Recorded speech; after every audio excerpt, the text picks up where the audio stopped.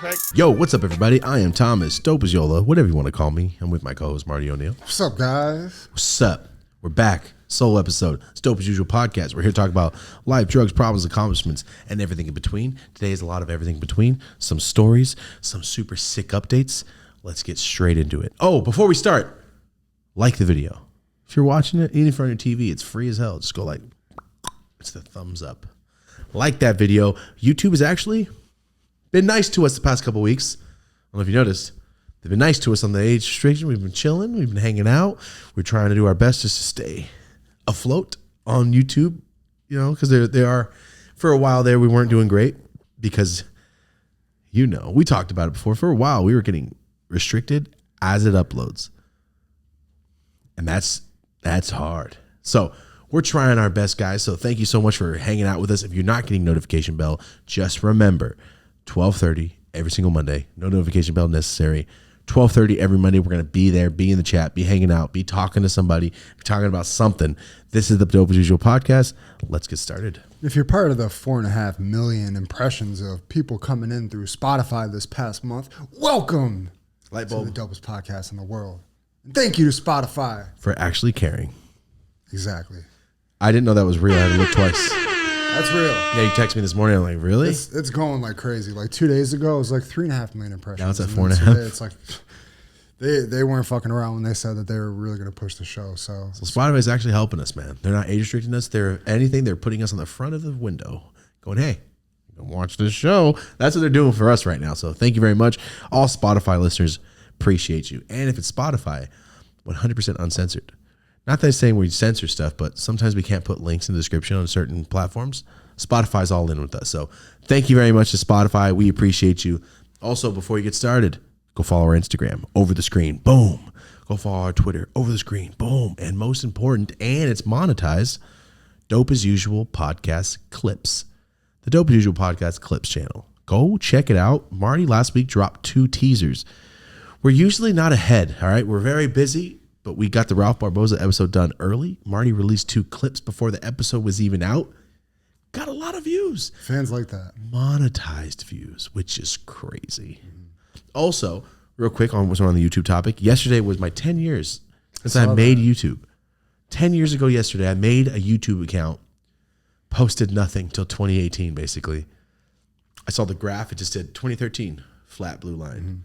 End of 2018 when I started posting. So yeah, it marked my 10 year, and exactly in a week, it'll be my 5 years that I've actually been posting on YouTube, trying to be a content person. Before it was just Instagram.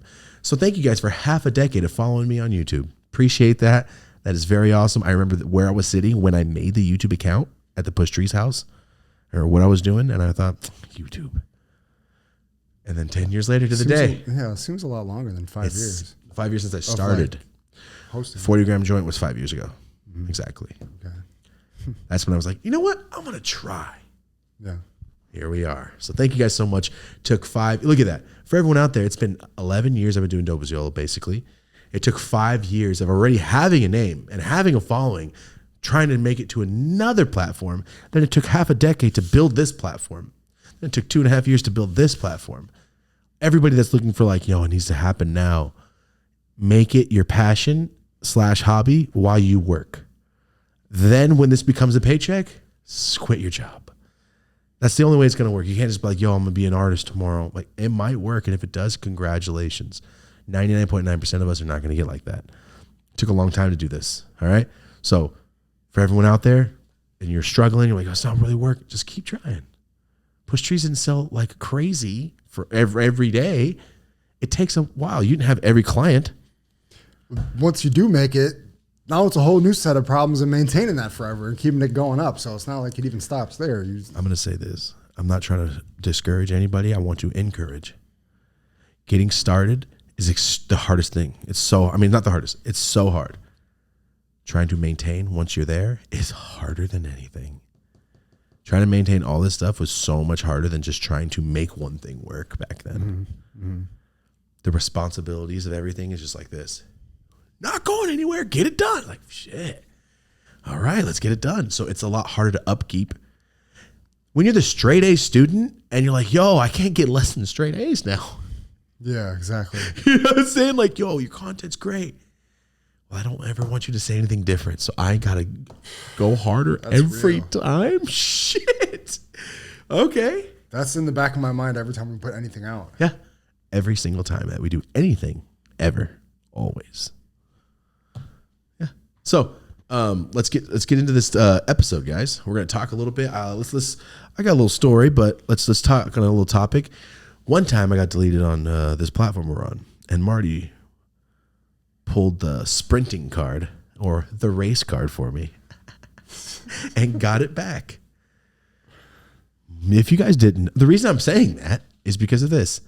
The homies for life. Right behind Marty. Homies for life. I made that in the parking lot of Dickie's Barbecue in 2015. That was a spite shirt.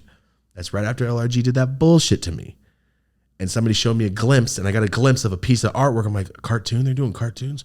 I'm going to make a better cartoon right now. It's going to be Sacred and Weed inspired.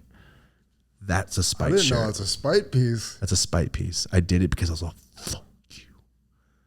You guys got money, I'll beat the shit out of you. I love that. Made that, got it back in 3 days and went, perfect. I posted it with no watermark. That's where I went wrong. Yeah. It got taken, which is cool, but people started printing it and selling it. Who cares? Amazon's been doing it. Shein's been doing it. But most of all, you guys, this is the reason I'm bringing it up, you guys tag us 91 times a day. Yo, Temu is selling your shit. TEMU, that garbage ass site, they have been putting sponsored ads of our clothes as their clothes, selling it for $4. Targeting our fans. $4 I saw a sale. Mm-hmm. That is the most garbage shirt. Our blanks are $9 or $8. There's no way on earth that you're getting that. Anyway, some people are like, it's free advertising, free market, no press is bad press. Shut up. You ever sold weed and someone took all your customers? It's not press. It's not. Yeah, it's not. It's whack. Anyway, they're so big. We've given cease and desist to Amazon, Shein, no responses. Cease and desist to Temu. The reason we're bringing it up because we get tagged. I probably got tagged 5,000 times the past month. We would not even be bringing this up if it wasn't so much. So actively every day. We already talked about it on the show. Yeah, we did. But we're adding on to that. This is a follow-up update. It's a follow-up. So we see the shirt everywhere. I saw it in the airport of a fan and his homie. I'm like, nice shirt. Where'd you get it? Amazon? He goes, yeah. I go, that's my shirt. He goes, oh. I'm like, it's no big deal, bro. It's a sick shirt. Just weird to see it in person. Saw a lady pass me in New York, Vegas, Texas, Miami. I'm like, damn, dude. All bootlegs? All bootlegs. On colors I've never produced. Oh. So I was like, that's not my shirt. It's okay. Thank you for wearing it. It's tight. The reason we're bringing it up, because we've hit up Temu many times. No responses. Tagged him. No responses. Emailed him with lawyers. No responses. They decided to email Marty the other day. Their marketing division. And what did they ask you? Hey guys, we love your content. We'd love to come sponsor the Dope as Usual podcast. Are you shitting me? That's what I said to them. Are you shitting me? Yo, I'm going to beat your ass. Can I stay here tonight? Can I stay at your house tonight? Can we be business After partners? I beat the shit out of you? After I steal from you? Yeah. It's like Ricky Bobby, like, yo, I stole your wife and your life.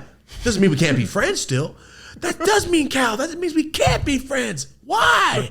That's what Temu was doing. Exactly. Marty was like, suck my dick, but very, very, very politely. He goes, you're just stealing our shit, blah, blah, blah, blah, blah, blah, blah. Marty posted it. I don't know if he did it on purpose, but her email was on the bottom of the post.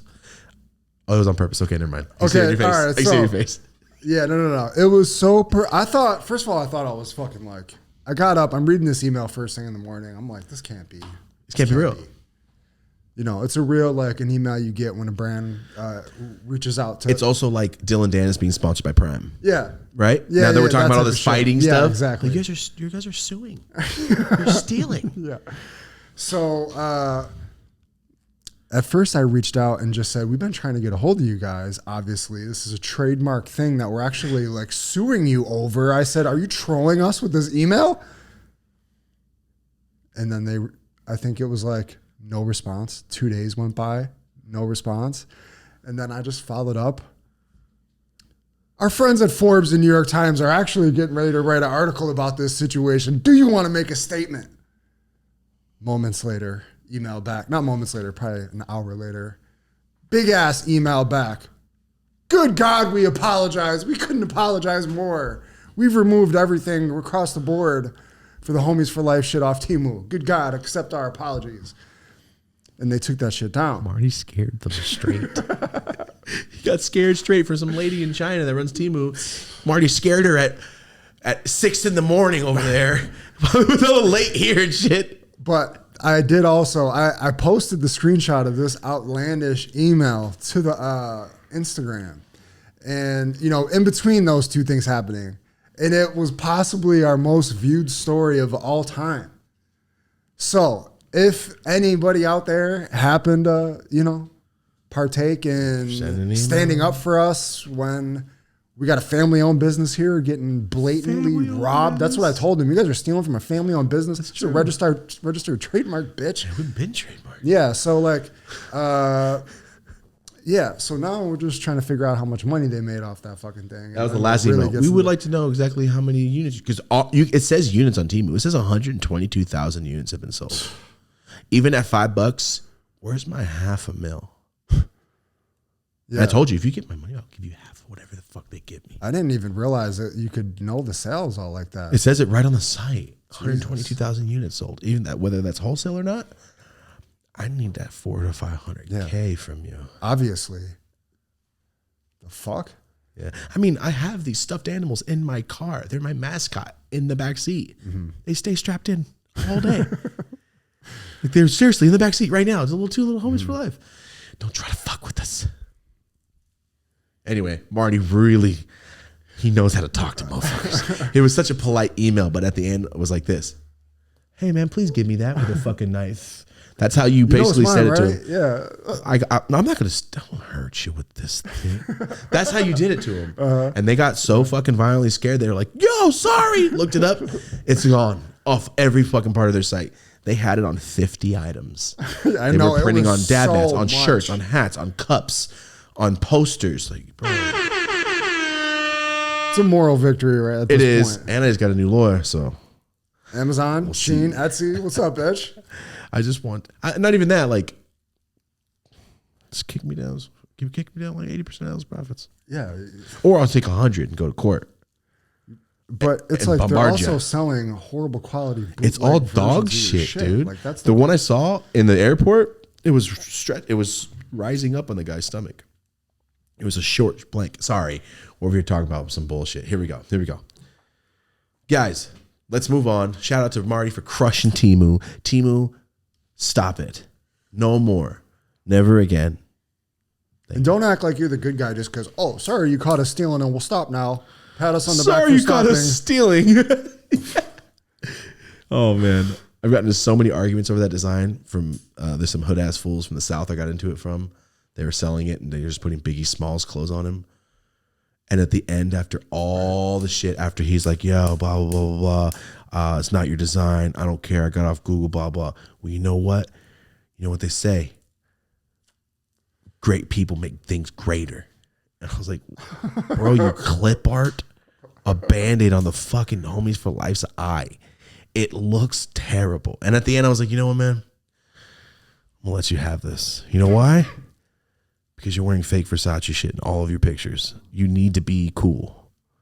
You're obviously like the guy that used to play football and like, I'm going to coach now. He's one of those guys, but like, that's cool. Like, I'm going to be the head coach, the best coach. It's like, bro, it's fucking City League. Calm down, don't scream.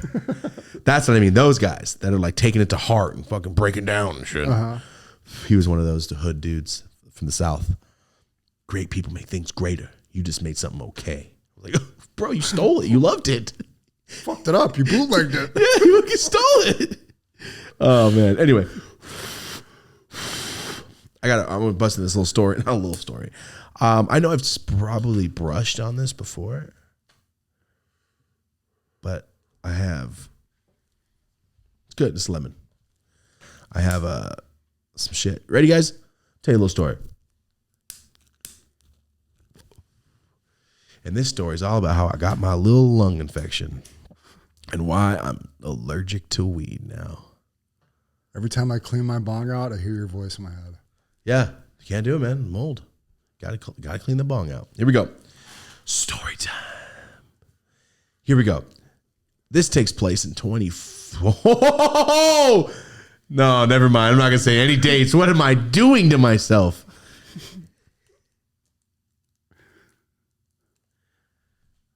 At some point in the past? Some point in the past, this happened when I was selling packs.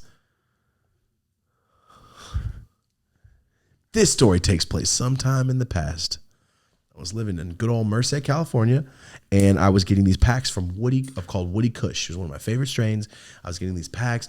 They were delicious as hell. My homie was growing that and some purple, but the purple had such black water leaves, and the air was always moving in the grow room. It looked like bird wings flapping, like crow wings, because there's such black leaves. It was just always. I always thought like, oh, the black crows. That's sick. Anyway. He stopped growing. Oh my God, what's the date?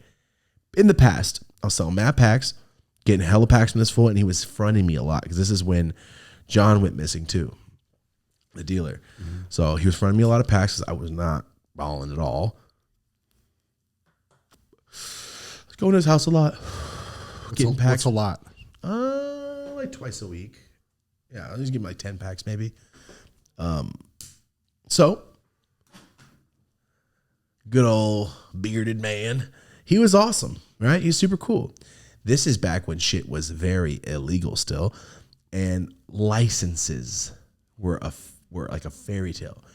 What do you mean you got a license? A license for what? For weed? Shut up. Sell me that shit. Hurry, get out of here. That's how it was. Like, yeah, right. My homie was one of the first people to get the delivery license. This is a long time ago. This is back when it meant no cop is going to take that. They're going to say, shut the fuck up, get in the back of my car. That's it. There's no thing around it. This was a delivery license, meaning it's distribution, transportation. I'm a truck driver. I'm transporting this marijuana to this state. This marijuana to this county. Here's my license. How many pounds I got? Leave me alone. Right? And I'm like, yeah, right, fool. Yeah, right. He told me about it. And like 3 months later, I go by. I remember where I was standing. And he goes, Thomas, I got that license. I'm like, oh yeah. He's like, but I have the license where I can lend it. Go, what do you mean? He goes, you're working for me. I'm going to give you a license with your name on it. And when you drive, I kept that bitch for so long. And when you drive, you can legally have packs on you. Unless they want to get nitty gritty and go, where's this from? Where's this? This is before COAs. This is before barcodes. This is before metric system. It's word of mouth. Like, yeah, all 90 of these are legal. Paper. And the cop has to take your word for it or not. So I remember he's loading me up on the side right next to his truck. And he says that. I go, what do you mean? You can lend it? He goes, 1 second. Prints it out, comes and signs my name on it. And he goes, Thomas, you have a license to sell weed. I went, no, for real? And then I single teared. I got in the car, I looked at Rosie and I went, I'm going to do whatever I want all the time because now I have a fucking free pass. And I don't really, but it was a peace of mind. Sorry, way long of a story. He stopped selling weed, so I had to talk about that. He stops producing enough weed for me to care, like to go and get a bunch. Like he was just selling little packs. He introduced me to one of his homies out in Santa Cruz. One of his homies had the packs, the direct, delicious ass packs on a strain called Candyland. Candyland is essentially what you call runts. The look, purple gelatos, very purple biscotti, funky, got some little orange hairs going, just caked little rocks. It's called Candyland. I was just selling packs, man. I'm not like microscope. Let me look at these trichomes and see if they're fucking right. Shut up. So he introduced me to his homie, and I didn't have a lot of money right now. I just bought like 8 packs from him. And I moved him so fast. I came back, and he's like, oh shit, you're not gonna front you some shit. And in my head, I'm like, thank God. And in person, I'm like, oh, I'm down, man. That'd be cool. And he gave me like 15. I went, oh, let's go. So I got like 15 packs, went back home. This is when I just moved in that Poppy Hills house, the right after the Push Trees house, the nice spot. I was selling these Candyland packs. What I do, I fit 15 pounds, right? I break one right down the middle, sell a half pound to somebody. Break one again, sell a QP to somebody, keep a QP of the best nugs of the pack. cherry picking like an asshole. Take all the buff, all the coals, all the tops, put it in jars. That's mine. What I was doing, guys, I was breaking nugs, rolling gigantic joints. Breaking nugs, gigantic joints, big grinder. I'm not sitting here looking at the shit. It's all purple and caked. Oh, hell yeah, purple cake. Boom, boom. For weeks and weeks and weeks, I was selling these packs. Let's just say 3 months, all right? Let's say 3 months I was selling this exact strain constantly over and over and over and over and over. For a good deal, I thought. And for a while, I'm like, yo, my chest is like itching. My chest is hurting. Something feels different. Why can't I smoke weed? Like, my chest is hurting every time I hit a joint. Like I get that itch. I was still smoking the Candyland. So, still smoking it. Getting packs from him, coming back. He's fronting me way more shit. He's a cool dude. I bring my homie up there. I put a couple points on the packs. Bring my homie up there. He gets a bunch. I get a better deal because I got double the amount and I didn't have to get fronted. So I got an even better deal. And I got paid on the packs. And my homie drove me up there. I'm like, I just crushed this trip. I won 3 separate ways. I'm hyped. I come back, breaking the packs up. I don't know what it was. There was one big, like, bomb-ass, crazy purple orange nug. Like the Google images. Perfect nug. I'm like, wow, what a fat nug. Smoke a bowl. I cracked it open. There's nothing but cobwebs and mold and bud rot. And I go through the rest of, and I open one up. I crack a nug. I'm like, it's bud rotted. Is that PM? Is that mold? And I go through the packs, I crack, I'm like, that's mold. Remember, I'm just grabbing nugs, grinding them, I'm looking at it, cool. If you sell packs and shit, and you're moving around, you're moving shit, you're not cracking nugs to look through. I know who wants these, I know what ticket they want it for, I know exactly what I'm getting it for, I'm selling it. I am going to look at it, smells good, cool. I can take your word for it, smells good, I ain't smoking it, boom, gone, made my money. I was never breaking them down, cracking it. When OG used to sell weed when I first met him, he got my pack, busted it down, magnifying glass, like a thing over his eye, like a thing that zooms, put it over his eye, smoked a bowl in a pipe, broke it down, broke it with scissors, looking at it. Then he made his decision. Like, he really looked. I did not do that back then. I didn't give a shit. Fire, looks fire, smoke, smells, oh, gone. I cracked the nugs. I'm like, there's mold in these. Okay. All right. And I stopped smoking it.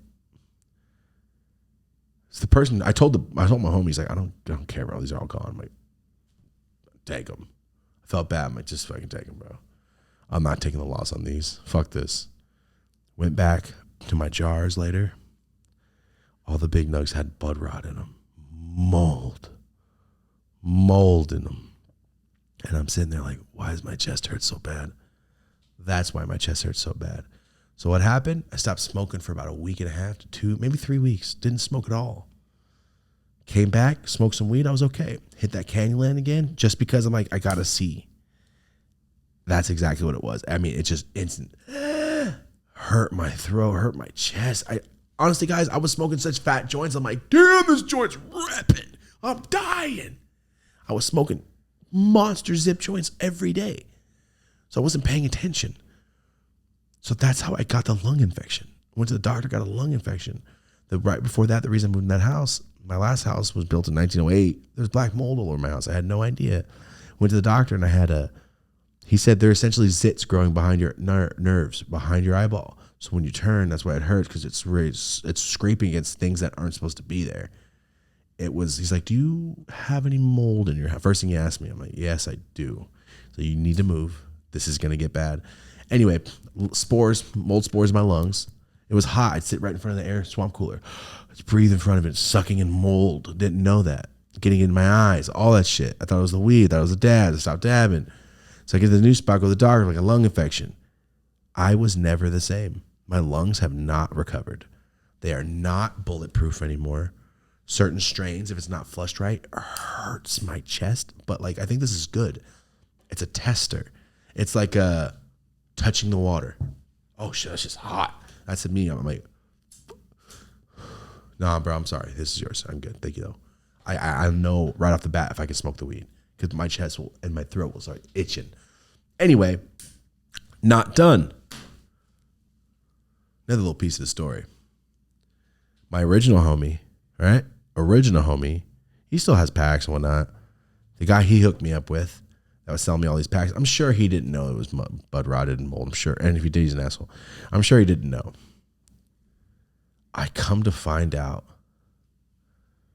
this man was putting 8 points a pack on me. And if you don't know what that means, I was getting these at 22. No, I was getting these at 28. And then when I started getting him from my old homie, because he's like, yo, I got the same connect, bro. Like, I'll get him to you because the guy, okay, ready? First friend, let's call him R. R friend. No, let's call him Jonald. Make up a name. I was thinking Donald. Let's call him Donald. I was mixing John and Donald. Let's call him Donald. Donald's the first guy that grew the crazy crow looking crazy weed, Woody Kush. Second guy's name's James. All right. Second guy's named James. James sold me a bunch of weed that in front of me packs has really bad and rotten. I didn't know. Donald over here to stop selling so much weed. So he passed me to his homie because his homie's got way more work. And I was like, thank you very much. Appreciate you. I was still getting a couple Woody Kush packs here and there, but not much. This guy's out of town one day. I hit up Donald and go, yo, Donald, you got those packs that stupid James has. James out of town. He goes, yeah, I got you. I come and he gives me the total. I go, but no, like I got 10. He goes, yeah. I was like, no, but I got 10 P's, like 10 pounds. He goes, yeah, it's 20K. I go, what are you telling me right now? He goes, these are $2,000 a pound. I don't know if you need me to break it down for you more. I'm like, these are 2K? He goes, Thomas, they're always 2K. And I looked at him and go, your fucking homie's been charging me 28 for 3 months. He stopped and he looked at me and goes, no, he didn't. Your friend has charged me $2,800 a fucking pound, no breaks, all the way up. He goes, no, don't fucking say that, bro. I go, your fucking friend has charged, you know what I mean? I'm like, that's $8K every time I go over, he's charging me. But my friend, Donald knows my sister really well. I'm the little brother. I've been knowing this for a long time. When I started selling packs and moving, she's like, bro, I got you. You're selling, you're moving shit now. I'm like, yeah, let me get that shit. So like, I'm a little brother to this fool. He told James like, yo, can you just give him the same deal that I would give him? Just get rid of him. He's moving a lot of them. It's the same money to you. He was over there getting him at like 15. Charging me 20 fucking 8. I never spoke to him again. Ever again. And then I heard he got caught cheating on his wife right after. So good thing I never went back. And kind of shows his character. 800 points a pound, $800 a pound over you were charging me. And it was still okay. It was back then. I was getting charged 33. I was like, oh, 28 is great. Two would have been great. Even 21 would have been great. You're already making $500 off of me. And it's fucked up weed. It looked incredible. But in all actuality, it was the packs that nobody wanted. They were just work. Work is weed that you don't really care about. It's not. That's what that meant people something refer different to. where I came from. I like weed so much. I was smoking most of my weed. It looks so good. I'd never had OG in my life before that point. I'd never even seen OG Kush in my life. I'm from the fucking North Cal. We don't have OG Kush back then. So it was only flavors and like crazy funks and like blue dot. Lamb's bread was only like green weed we had. So I'm like, what? This shit's purple and it stinks. Let me get that. GDP was the only shit I ever really saw back then. So me, like, damn, this shit's caged.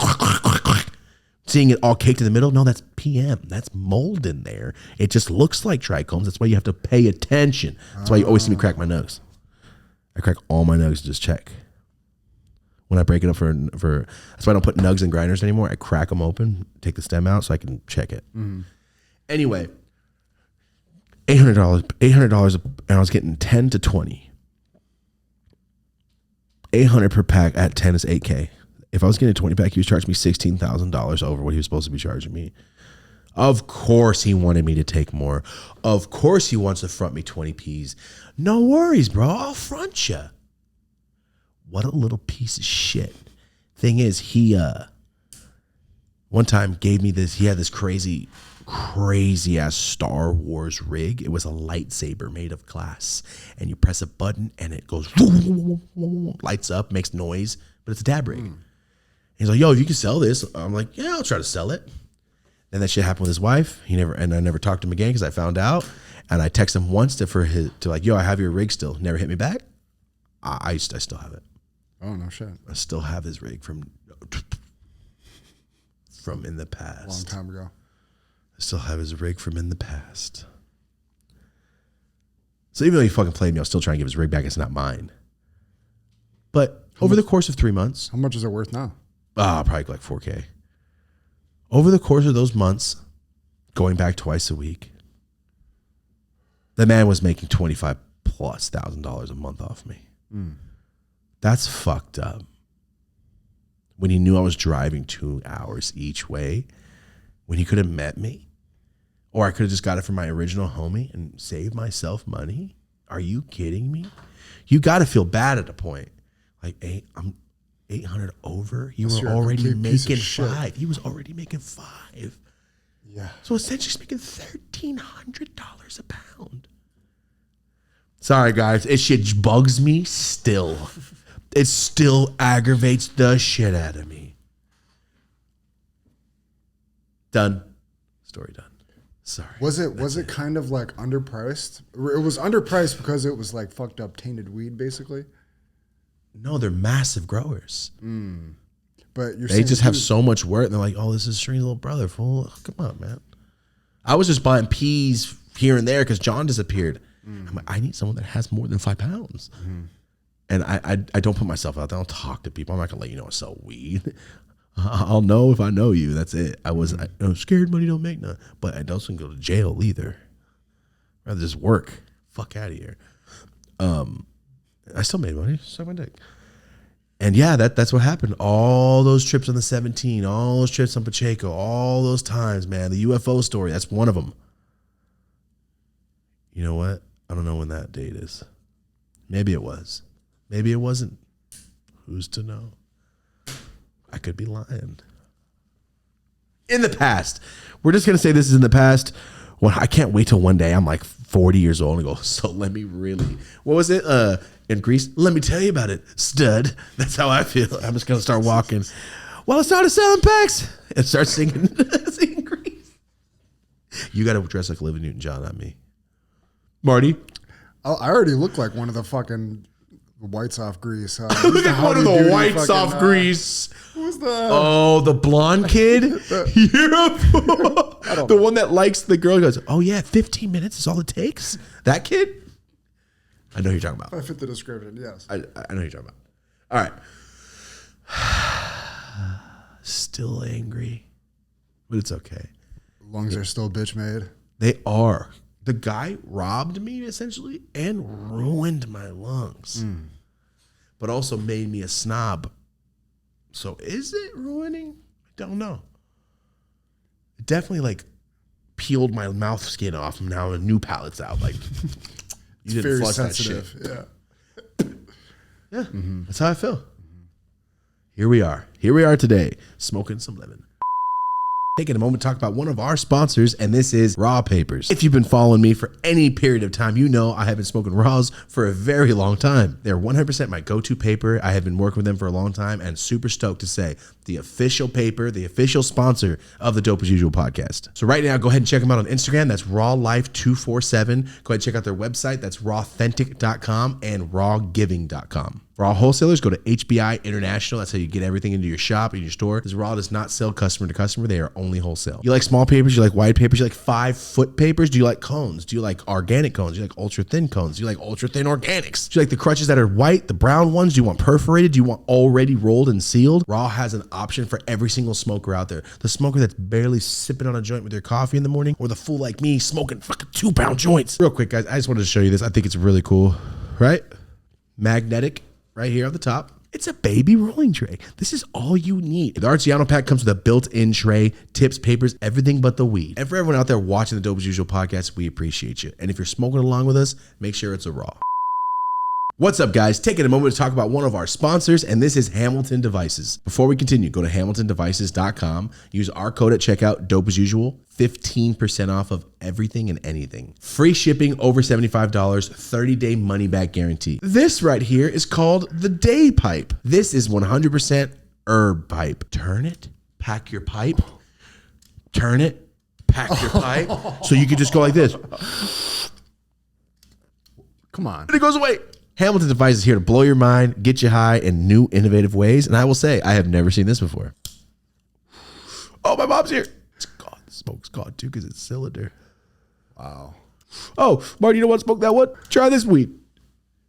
It's a fresh ball, dude. Bro. Just go get this right now. It's Christmas season. Holidays are coming up. If you got some expendable income and you got a homie, go blow their mind, all right? You got a significant other and you know he or she's going to like this, go scoop it. Thank you so much for blowing our damn minds. Thank you so much for supporting the show. Back to the episode.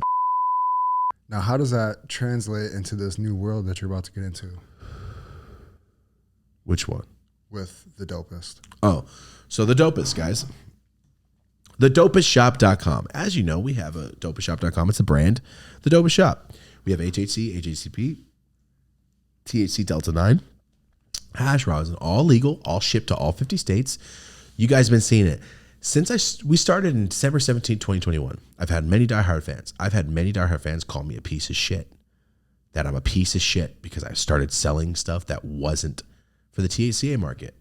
Like, I'm for the THC market, but you're a fucking sellout. You should just sell THC. Give me a fucking license. You can't just sell weed. If I did, I'd do it. The fuck's wrong with you? I had so many diehard fans I know from the chat, like, bro, it's sad to see you sell out like this. Like, sell out? Bitch, I can't afford a license. Yeah. Ask the fool in Kentucky that goes, yo, I'm high. Thank God. I can't find weed. I got a pen now that legally shipped to my door. We made this company. So many people said, I wish I could smoke. My dealer hasn't answered in 6 months. I haven't had fucking more than a bowl in 4 months. How many times you see that? Oof. Out here, we can't get shit like that. Damn, that sucks. Oh, I'm drooling over your fucking videos. I wish I could smoke what you smoke. Every video. And that was the point. Now you can. We curated the Dopest Shop. Every fucking flavor, every single thing. We curated it to go, I know what kind of fool's going to love that. Yeah, put that out. Go. And people love it. But I've had a lot of fans. But like, you're a fucking sellout. I'm like, bro, I'm sorry you feel that way. I don't have $2 million for a fucking weed license. And that's just one. You need like 4 licenses to run the fucking business, basically. You got $8 million? Oh, you don't? Oh, then just watch the videos, dickhead. Or don't. So that's what I was going through for a while. And then people are like, yo, you need to step into THCA, stop selling this bullshit. It's THC, blah, blah. You know, people like it. If you don't like it, you don't have to buy it.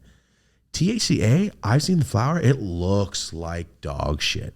THCA looks like cow patty weed. It looks like trash. It looks like the shit that people in other countries send me like, this is all we can get. I don't sell THCA because all the shit I seen looks like CBD dog shit sprayed weed. That's why I don't sell HHC weed. I can make $1 million on that tomorrow. I don't want to because it looks like shit. And that's the whole point. I'm a snob for a reason. I'm not a snob when it's convenient. So what happened a couple months ago, someone showed me this nug and I went, oh, it looks fire. They go, that is THCA. And I went, stop what you're saying. You're telling me that nug right there I can ship. He goes, bro, this will test as THCA. And let me break it down for every one of you guys real quick.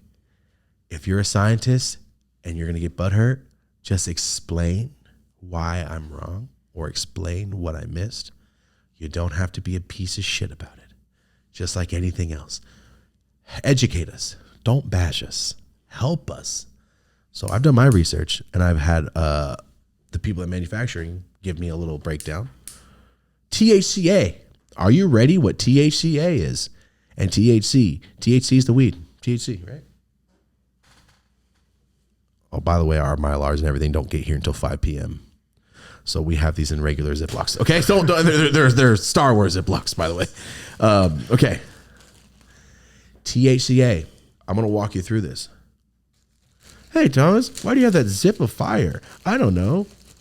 Because I like weed? What is it? It's weed. Can you ship it? Yeah, because it's THCA. I know you can't see that right there that good. Maybe go to Twitter. Dope as usual Twitter. We will post close-ups of this. We can't really show too much here. And mine, Dope as usual, I'll show close-ups. Go to Twitter if you want to see these fucking nugs. If you're driving right now, you're going to want to see this weed.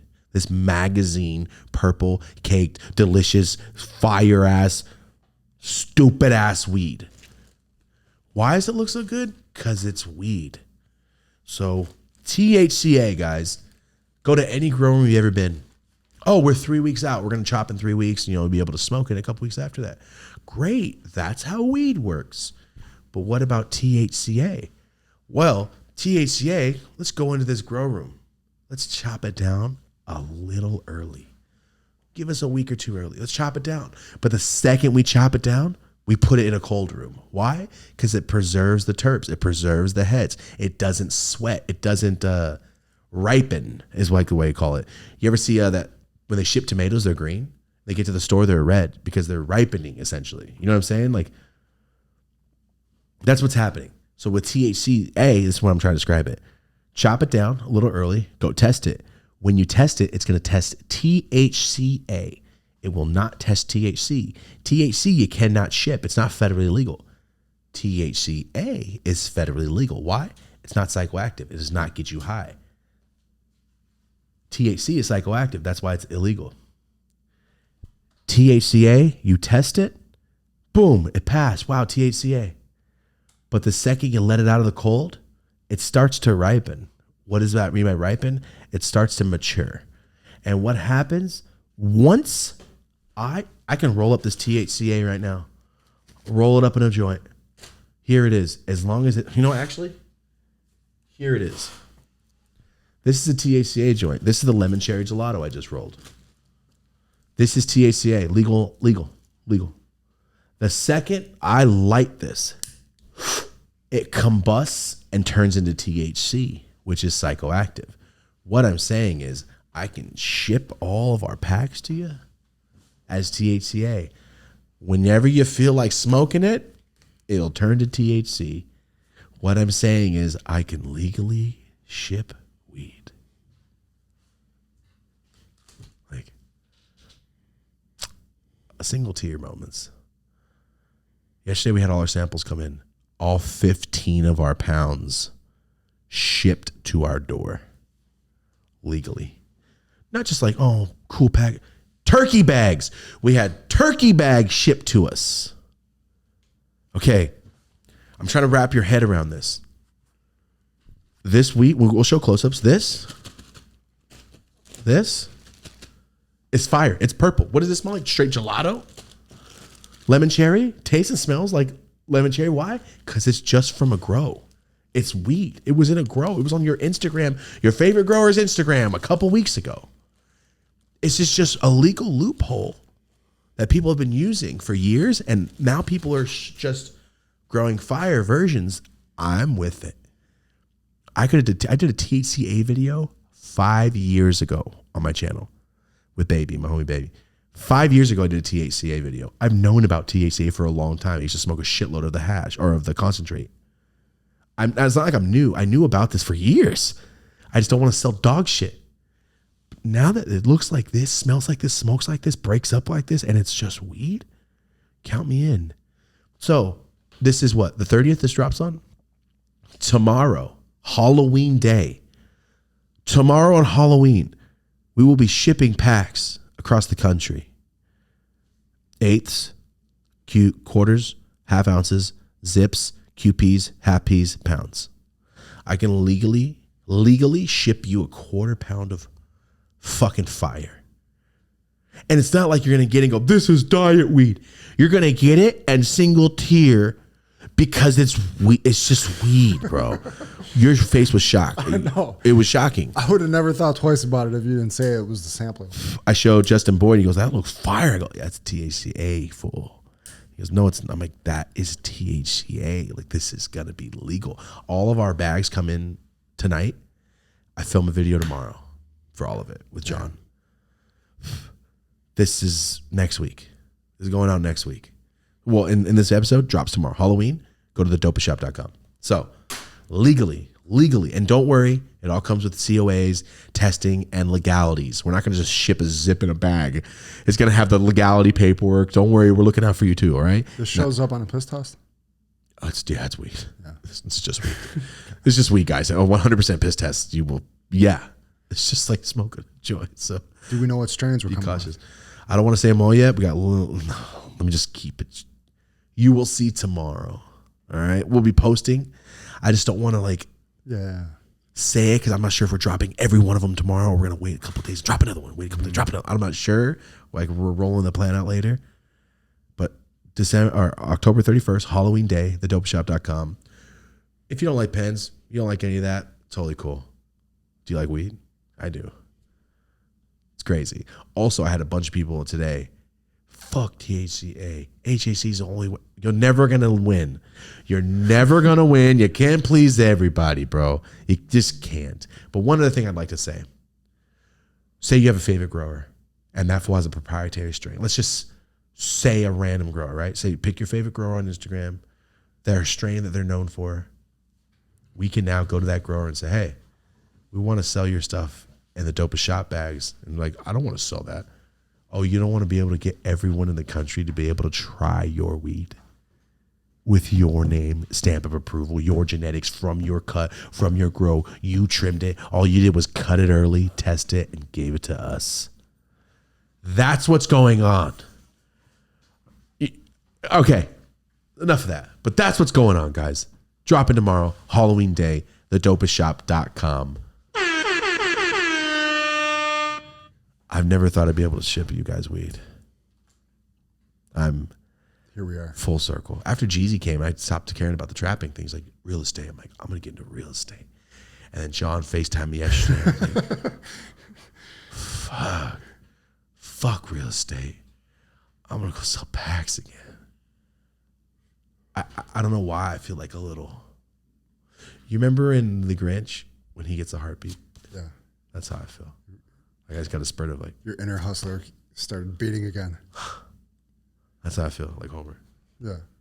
If you guys do like the pens, by the way, the blood orange and the cotton candy is a phenomenal mix. You've been mixing them? Dual fucking. Blood orange? I only hit them like this out. Really? Yeah. Huh. All right. So, THCA, the dopest shop. Check it out. It's going to be sick. I'm excited. I was just taking bar rips of the shit. He was just ripping it. Super fucking fire. I mean, the shit looks like, I was shocked by I thought it was just some the regular super boutique weed you have type of shit. It looks like it. It looks just like the weed I buy from Kush Clinic. It looks just like the purple.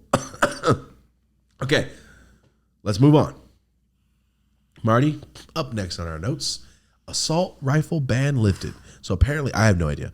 So apparently, you're not allowed to have assault rifles in California. And then Marty said that they lifted it so we can go get guns. So I don't know anything about guns. I've just started learning about guns a little bit. And I was surprised to read that. Well, not surprised, but assault rifles have been banned in California for a long time. And about a week ago, the federal government or whatever, a judge ruled that that was against your rights as an American to not be able to have an assault rifle. Oh. So they voted that they overturned that. And then they said basically there's a week that can be appealed. I just Googled it. I didn't see any appeal to the shit or whatever. But it's I have mixed feelings on it. I feel because it's on one hand, obviously, I mean, just yesterday there was a Crazy psycho stuff. with a assault rifle. But it's also just there's also probably a lot of really good people with it that just, now that once you get a pistol or whatever, you start feeling it out, and then you start to you start learning about it more. You're I could see why you'd want one of those. If there's a group of dudes that show up at the house, you might want to, before, you know what I mean, sit there with your little pistol. Once you start to kind of learn about them a little bit more and shit. So it's you can easily, in my mind, make a case for home defense. But then you also have a huge section of people out there that just say psychotic. shouldn't have them whatsoever because there's so many psychos out there. Now, but it's like we live in a world where these things can just be fucking printed and anybody can get anything. So it's like, once you realize you're in that reality, it's like, then you kind of have to be on home defense mode. Yeah. Not to mention, like, we can't even goddamn look into the news to touch on any fucking topics for today because Everything's so sad. the whole world is just full of bad news, basically. And we don't really like to do that on this show. But it's an interesting topic. I mean, I was kind of interested to get our community's feedback on, do you think it's right or wrong that they lift this ban? Any gun's dangerous. Especially, I mean, if like we were talking about it earlier, that, you know, if you to be able to walk in and just walk out with it without any sort of training is kind of crazy. That's You could easily cheddar bob your dick off. You could easily, a kid could get it. Somebody could steal it. You could go to pull it and fucking anything could happen. Like to really go to the range and really try to do target practice at a distance, like isn't just super easy. You got to learn how to shoot, learn how to do all this shit. I feel like people should at least have to go through that type of shit. I feel you. Because I have guns in my house. I'm not comfortable with them yet.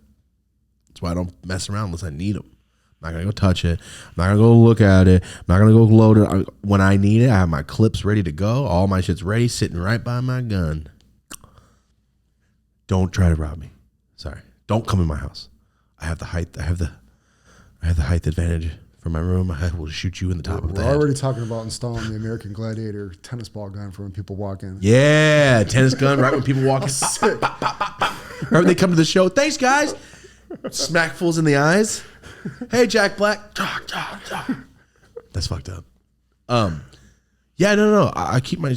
I'm not comfortable with that. My shotgun stays in the corner. All my guns are like put in corners and hidden around the house. Like we know a dude that knows about guns and how comfortable he was just like sliding it in the holster and then just slamming it right down by his dick. We know a dude that knows guns. I like the way you did that. Cut that. I had my homie come over recently. Damn, that was crazy. I just said that. I had a friend come over recently. We're not going to say names. He lives in New York City. I have a friend that just makes guns all day. I thought it was a real gun from the store, and he goes, bro, it's 3D printed. Like, what? Assault rifles, clips. It was scary. It was kind of scary. So he makes all his own bullets. Thousands of bullets, and makes them all. Packs them, does the machine all day. All day. It's what he does when he's not at work. It's like, I like it. It's fun. It's expensive to go shooting. Like, I don't make these things. He goes, every time he goes shooting, he picks up everyone's shells. Like a tweaker. Recycles them? Yep. He has a fucking box. I didn't know he was that dude. Yeah. And he had a clip. I was like, what do you mean you got a clip? He goes, look. Lifts his shirt. He has 2 clips, gun in the holster right in front of his crotch. And he's like, look, it's the fastest way to. Yep. It's and then he had the little button that it disoriented the shit. Oh, I didn't tell you about the headphones. You guys tell me if you've heard of these before. My friend said, put these headphones on. I go, what do you mean? He goes, so they're for shooting, but these are different. You know, you have headphones that dull the noise. These headphones dull noise only over a certain decibel. So if I'm talking like this, I can hear you. I can hear him by my kitchen, Marty, and I was in my office. It turns You know it up? how far my office is in my room? He was like, hey, Thomas, can you still hear me?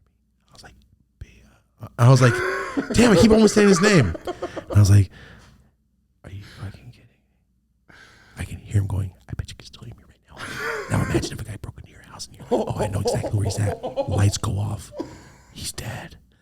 He's like, oh my God. He put these headphones on me and it dulls gunshots because it's over a certain decibel, but it only picks up things that are like this. He's like, I wear a throat mic. So I can be like, there's a guy in the back, 2 rooms, 3 rooms to the back. And he's like, and then watch, I hit the lights. He's like, come on my property. He's got the night vision. He's got night vision in his house. He's like, and then you see me come out with a hatchet and underwear, and you just wish you never came to my house. You're a monster. I won't get too into it. The industries that he used to be in was very defensive. And I've seen a lot of videos of shootouts that he's not fucking around. They're not kidding. It's not a hoax. It is not a hoax. This is Call of Duty in real life.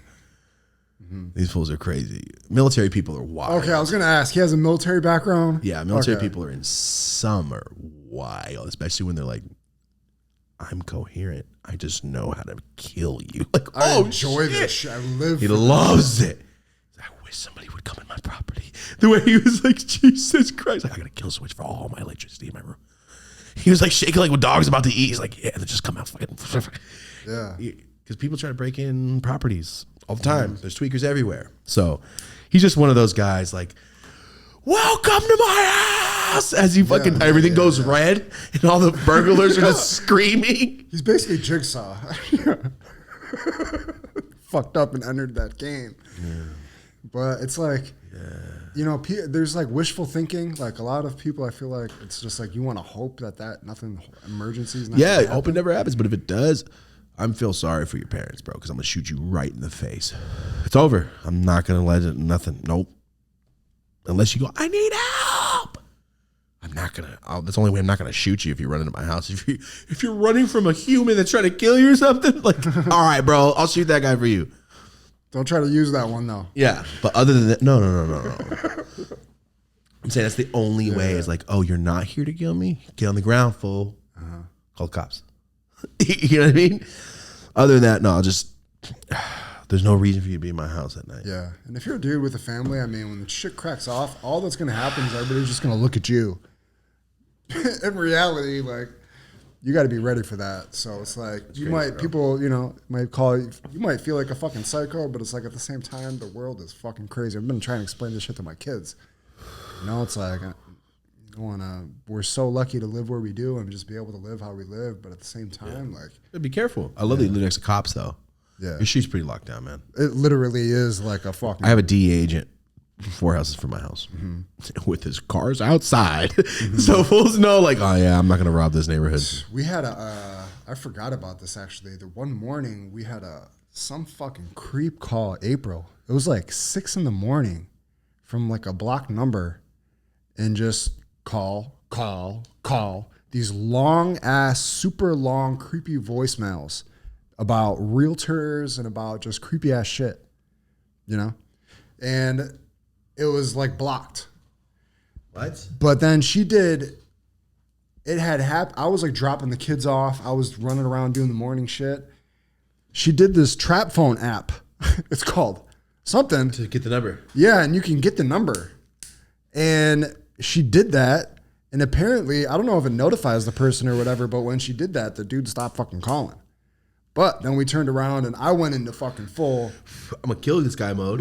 I'm going to find out who this dude is. Oh, you of all people are going to find the number. All he had to do was say, I've lived in the state once and worked at McDonald's, and Marty will find you.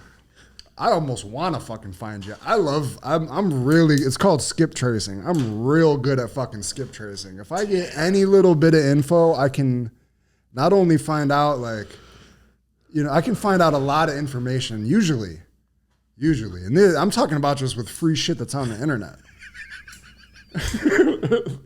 I'll never leave a shit comment on Marty's page. I'm just kidding. So I'm like, all right, well, you know, we gotta call the sheriffs about this. Like, hey neighbor. Yeah, you know, we didn't go to the fucking neighbor. But it's like, funny. If something horrible happens now with some fucking psycho, and we didn't say anything, they're gonna ask, why didn't you fucking say anything? So like, they sent a sheriff over, and in that time, I had already pulled up a bunch. I pulled up a bunch of fucking info. I'm like, you know, this number led to a person in New Jersey. So I got all this person's I hope you're info, fucking watching. But I think it might have been like a VPN or some shit because like the numbers were like. I'm just gonna let you know right now. I hope that fool's watching because past that, I have someone they can find it. VPNs don't work.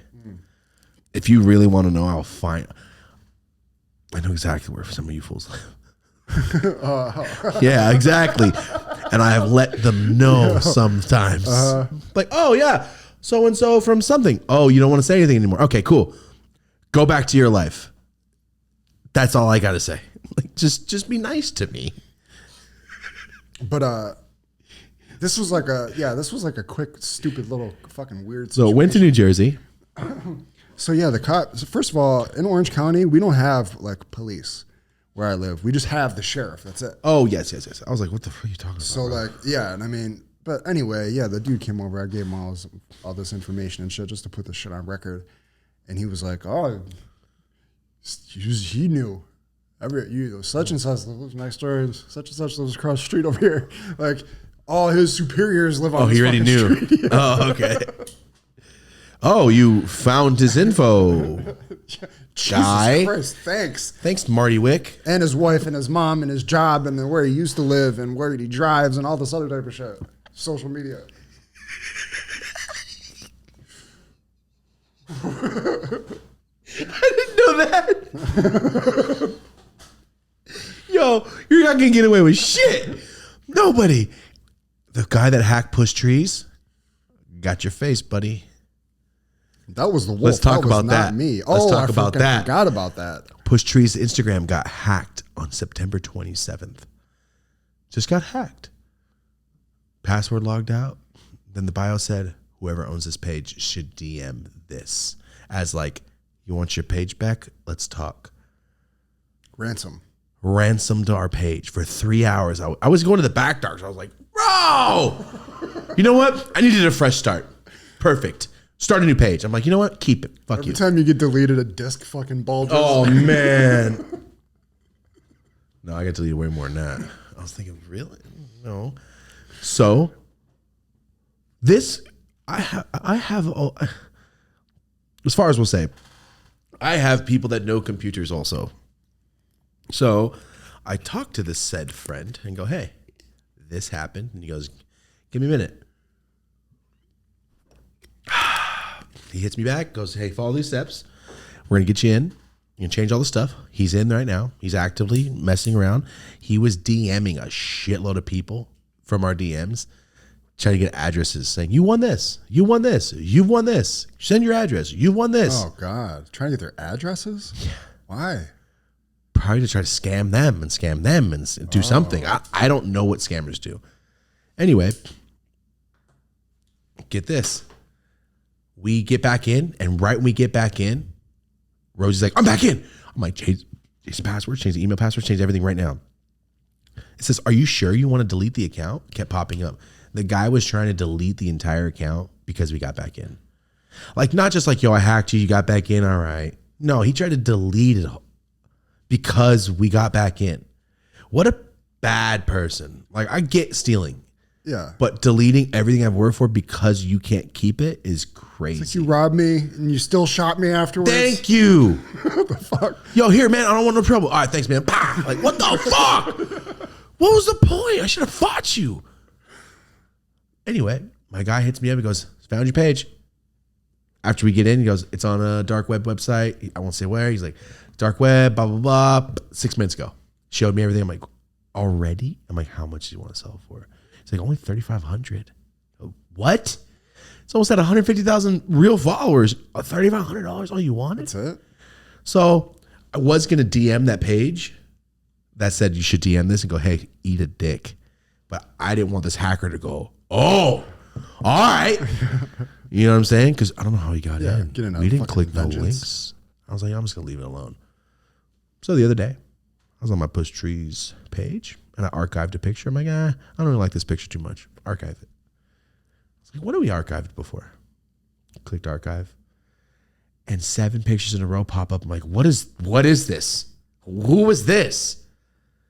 While we were getting in our page, the reason he kept trying to delete, because he erased everything, went on full private, and posted pictures of his face. So when he puts his ID to Instagram, he can unlock the account and keep it forever. Change his email, change his password, his number. That account's his, sell it. I'm sure that's what he does all the time. This fool couldn't erase the pictures in time. Straight just selfies. Fool took like 6 selfies. I have his face in my phone. I screenshot it all. Couldn't look more like a hacker. Couldn't look more like the guys I see on the scam TikToks. I don't know what country he's from, but I know exactly where you live. And I know exactly everything about him. In another country. I do know where you're from. I'm just kidding. Anyway, he tried to sell it, and we found like 6 DMs in different languages to other hack pages asking for prices on our page. That fast. Ugh. Seconds. Jesus. 6 minutes. So if you didn't know this guy, that would have just been over. It was over. It was gone. Anyway, I got your face, buddy. I got your face in front of your house. At that restaurant, in front of a shed. You have nice hair. I'll say that. You have some nice hair. Why don't you just go do something with that? Stop hacking fools. Yeah, I can't believe that. I've got one of these. Got him. We actually got a win on social media there for a second. Yeah, we got the account back. Yeah, Timu took it down. yeah, there we go. We're winning right now, dude. We're not doing bad. 4.5 mil on motherfucking Spotify. Let's go. All right. Oh, THCA. No. It's all in the I couldn't even tell. I think we need to start doing some blind Here we go. test challenges. I know what's what, but you don't. Oh, fuck no. Which one do you want to smoke? Pick randomly. Bigger one. This one. Hey, kids. I know which one this is. For everyone at home, you're going to want to watch this week's episode, okay? Here we go. So now we got another new cannabis-related thing going down that we're excited, that we're working on. I'm not sure if you want to talk about. Talking about Push Trees? Push Trees Cannabis Company. Everybody's always asking about. Push Trees Cannabis Company is almost here. Our facilities in Long Beach have been done. Shout out to my homie Tony. And he's linking us up with some people in Sacramento that are growing fire. And we can put our own genetics. And they got a room for us. And they got space for us. Push Trees Cannabis Company is probably going to launch in December. We're supposed to launch. Yeah. It's going to be 2 weeks. I think I want to push it off 2 more weeks. I don't want to rush. Of course. There's a lot of different looks I got to do. A lot of different stuff. I just feel like I need to dial things in better. If it's January, it's January. Like I'm not stressing on that. Mm-hmm. But went up, saw the facilities. Did not sneeze once. Didn't get hives. Didn't get itchy throat. Every grow I've ever been in, I'm like, I have to get out, hit my inhaler. Not once. So that was very promising. All the dudes that I met, I'm not going to go too into it yet because we haven't locked anything in. But all the people I met, great, super nice people. Super cool guys. All grow fire and are snobs. So that's where I'm trying to be. So a lot of people are like, you just white labeling? No. What I'm saying is we wanted to try out their shit. See what they're doing. See how they're producing. And then like, yo, this is what we want to grow. Grow it. You're sitting on a bunch of fucking genetics. Bunch of shit. So I have so many friends that are growers that they're sitting on seeds from 1998. Yeah. So what would like the way that you rolled out the Dobus over the first year with all those crazy products, like what's the vision for this? Is it way less? Push Trees Cannabis Company is way more boutique. I'm not trying to give you fucking 50 pounds of one strain at all. Well, you know what? No, 50's not a lot. I'm not trying to give you 1,000 pounds of one strain.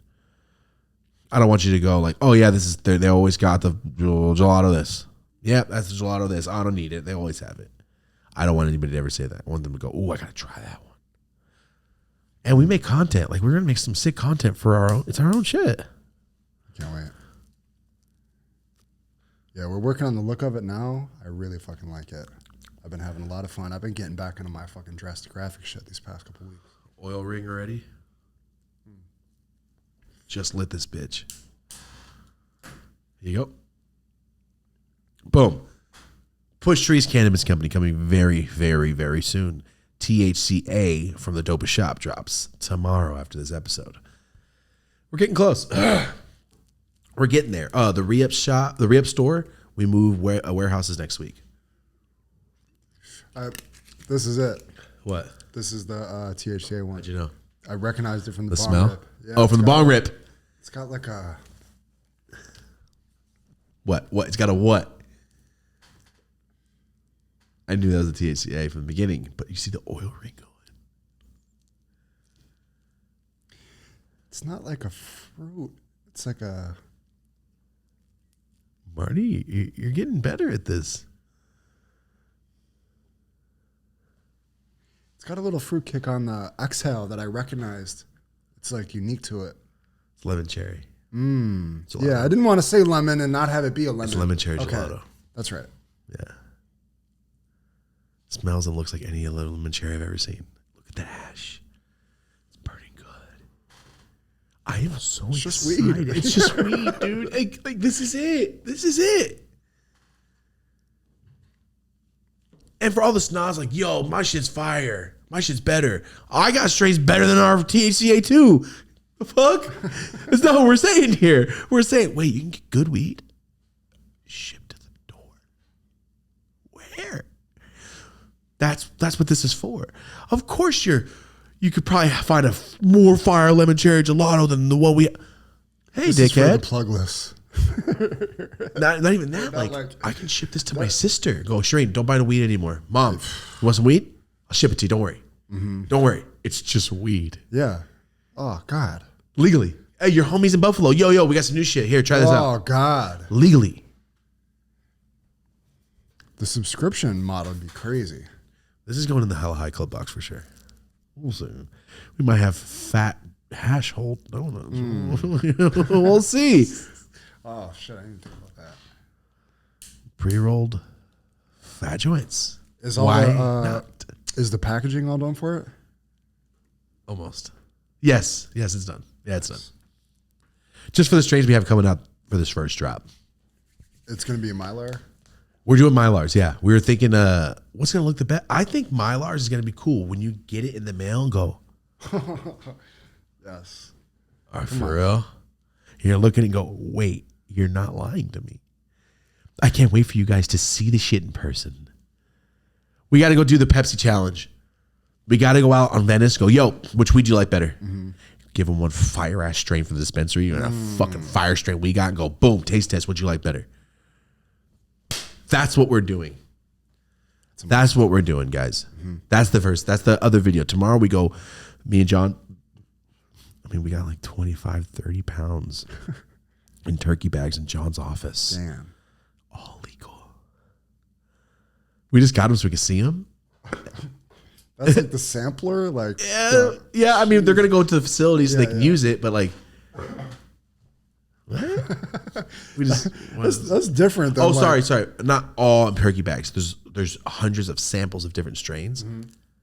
But here's a sample. Here's a sample. Here's a sample. Here's a sample. So there's just packs everywhere of little bags in bags. Yeah. I'm not saying we're storing all of our fucking weed at John's. That's not what I'm trying to say. Sorry.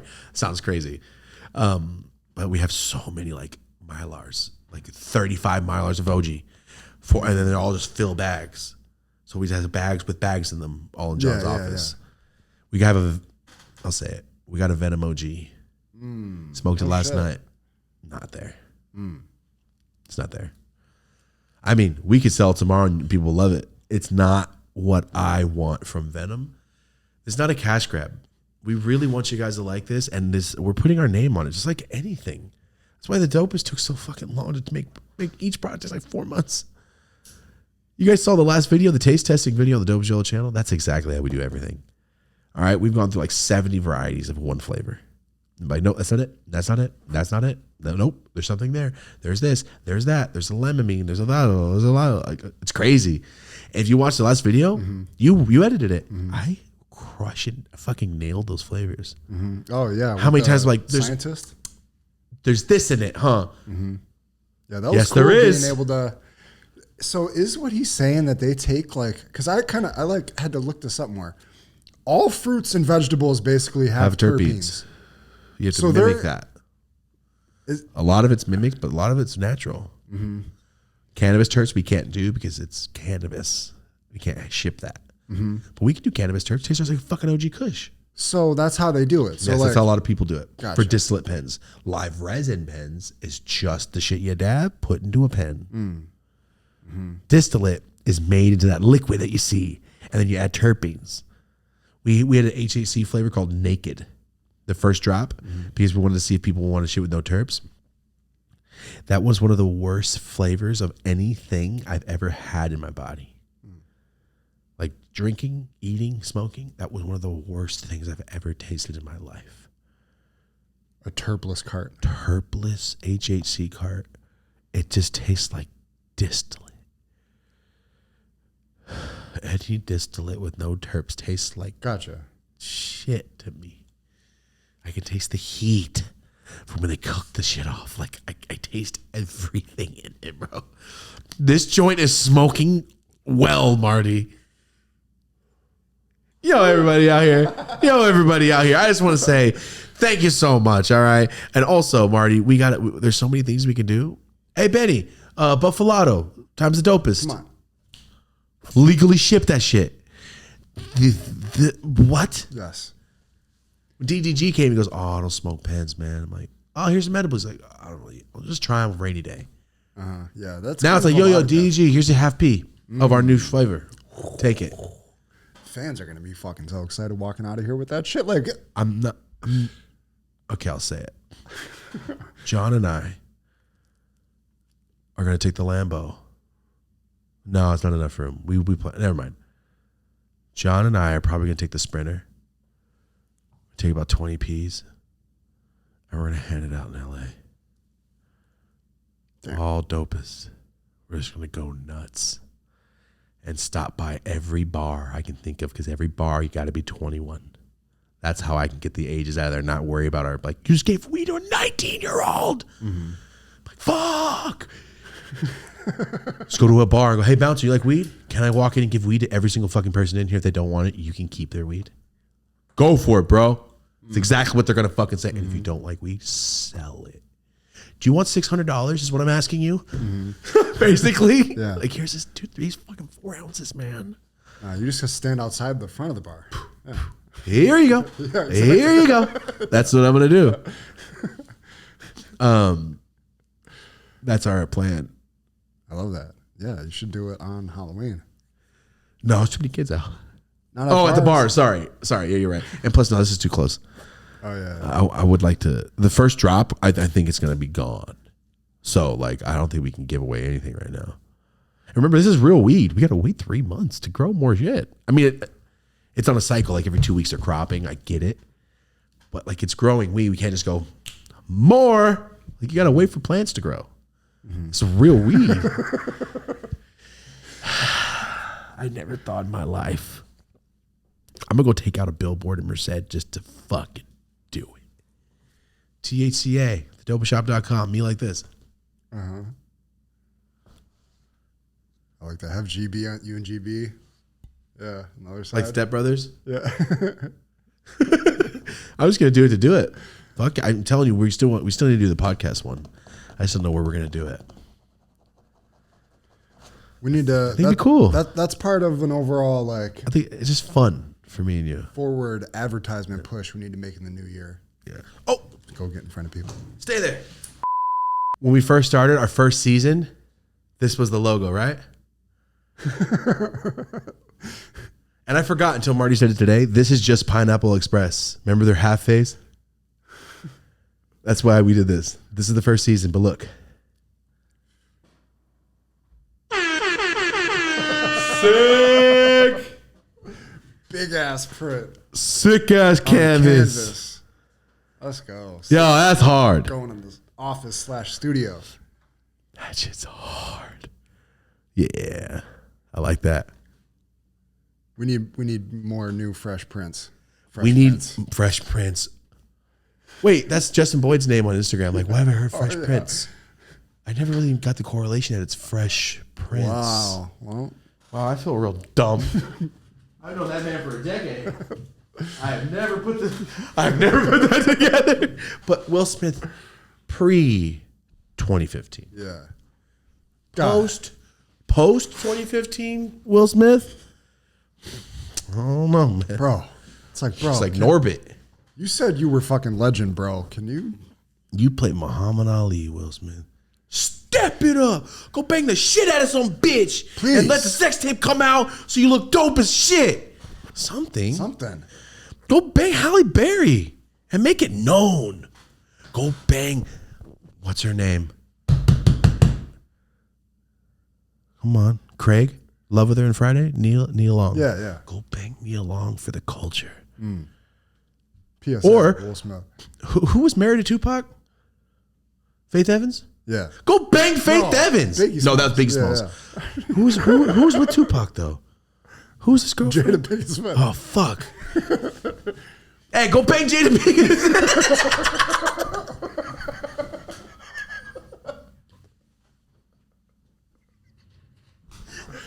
Go bang the girl from the Nutty Professor 1. I mean, shit.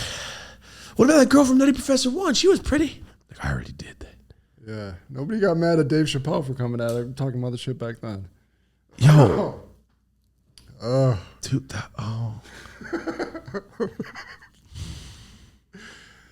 Yeah.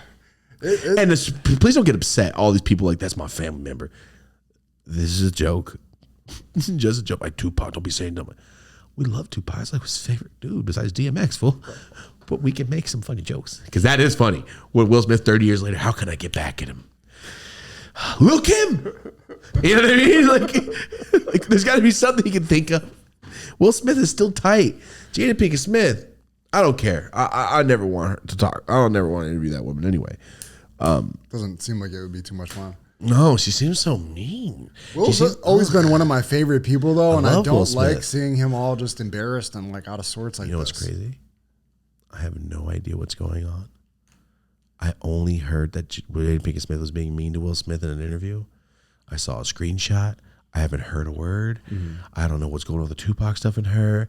I don't pay attention. I just remember that he slapped Chris Rock. Yeah. And then she was super mean to him when they were doing like the couples counseling. It's all just very embarrassing and I don't- demasculating cuck shit on Will Smith's part. Like, It's that's very how it sad. feels. You're Hancock.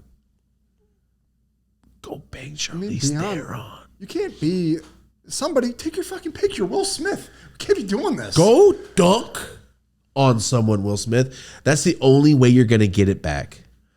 Because as of right now, people are just like, bro, you're letting this happen to you. This is weird. It's kind of sad. Yeah, it is. Like Girl or boy, like either way, like, that's sad that's happening to you. so publicly with your family that like, bro, we're not going to get another Men in Black or Independence Day. Like the whole. That's all. We need you to ride off and be a legend, hero, respect. Welcome to Earth.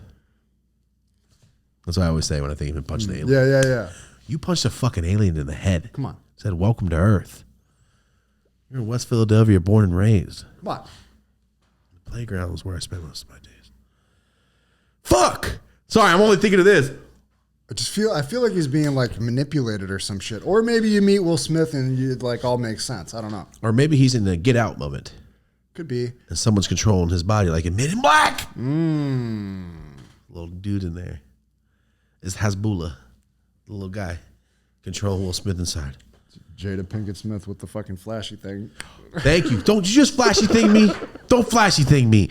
A lot of references are Will Smith. You need to bring it back.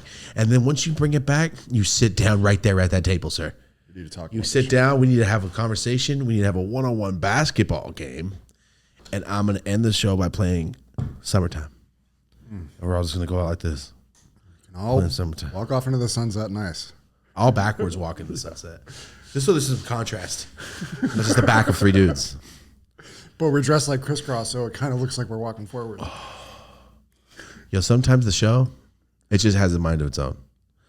Sometimes the show, we just talk. Because that was ridiculous. We just went into Will Smith talk. That's a current event. It is a current event. Fuck out of here. Also,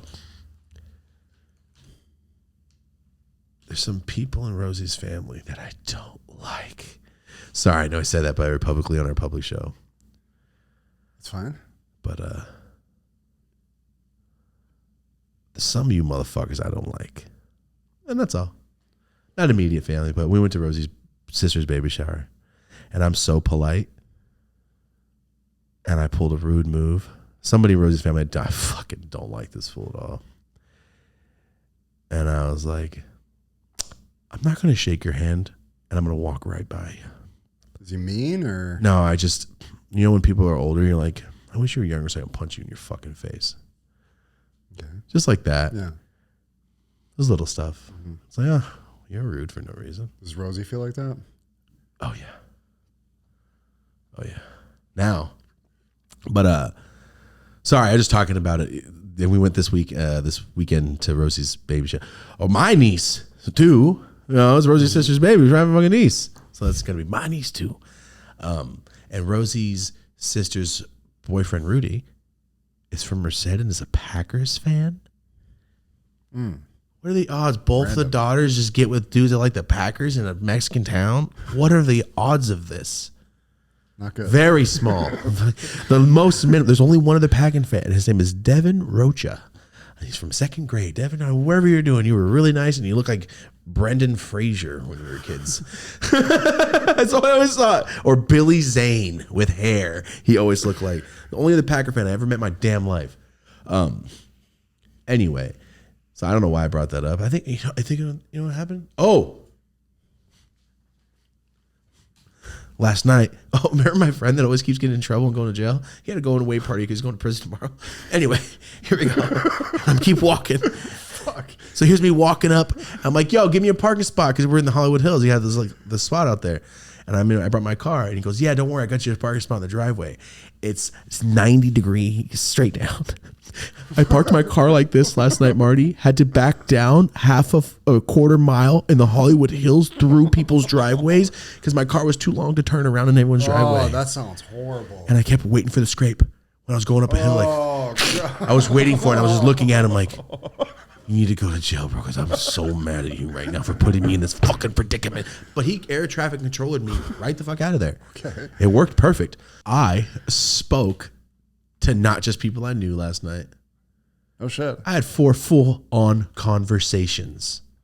Did you people I did not know hide last your night. True identity or what you do? I didn't tell anybody anything. And halfway through the conversation, one of these girls like, I know you are. I was like, oh, hey, your shit's funny. Oh, thanks. That's cool. I just had a full-on conversation with I don't talk to no one. Mm-hmm. And I turn around and Rosie's talking to these 2 girls. I'm like, all right, Rosie's always talking to people. I'm like, oh, strippers, hell yeah. I was like, hell yeah, talk to strippers. And then I was just having a conversation and I walked away like, I just conversated with somebody that I don't know fully. Like a human, nice. But fully. And after they said something, well, what about this? I said something to the person. I was like, huh? So like in that industry, what does that consider? Like, what do you do on that bit? I really did that. Participated in I participated in the fucking exchange last night. Wow. Well, that's good. You've been working on that. Yeah, it was wild. And I told Rosie I have a very, very hard time talking to girls. Because I don't want any girls to get the impression that I'm trying to talk to them. Okay. So I have a hard time talking to girls because I'm super nice. That I feel weird talking to another girl that is not Rosie. Mm-hmm. Does that make sense? Because like I'm nice and like, hey, what's up, blah, blah, blah. This comes off as, hey, what's up, bitch? Hi, I'm single. You see no ring on my finger. Hi, how are you doing? Nice to meet you. Mm-hmm. Smoking a joint. You want to hit this? That just seems like, hey, what's up? I met this guy. He's really nice. Yeah. I'm not saying like every girl wants to fucking hang out with me. That's not what I'm saying. I'm saying I don't like putting myself in positions where I go, oh, no, get away from me. Then she's going to feel dumb. Like, oh, you were just talking about it. Because I was just talking. What the fuck? Mm-hmm. I don't like putting myself in that position anyway, ever. Mm-hmm. And every time I'm at a cannabis company, they already know who the fuck I'm doing. And they know that like, yo, that's my fucking wife over there, bro. So I had 2 full-on conversations with girls that I had never met last night and did not feel weird. I'm fucking crushed. We got in the car and Rosie goes, I saw you fucking talk to me. Like, right? She's like, I can't believe I told you I was going to start trying. So anyway, I mean, 2 of 4 people were strippers. So I will say that's not, I talked to 2 people last night. People pleasers? I talked to 2 people last night. Let's just say that. 2 of them were strippers. So it's not to say that they don't count as people at all. I'm saying like they're so talkative. That's their industry. They bring it out of you to keep conversating. That's their point. I was just talking. Hello, how you doing? I'm just rolling joints. But it was very odd. Even we got in the car, Rose like, you were talking. She's like, and one was a girl. I'm like, right? Because Rose, she's like, you got to stop thinking like that. I'm not mad at you. I'm like, I know, Rose, I just feel weird. I don't talk to the bitches. I'm good. So I don't mean bitches as bitches. I mean bitches as in like, you know, fuck you. You know what show this is. was talking to these bitches and I was like, oh man, cool, hell yeah, they're nice. And then the regular girl, I'm not saying the regular girls like they're not regular. Sorry. The girls that weren't strippers, I spoke to like human beings. I talked to everybody last night. I can't believe it. I didn't do this. Oh yeah, nice to meet you. Stare off at the view.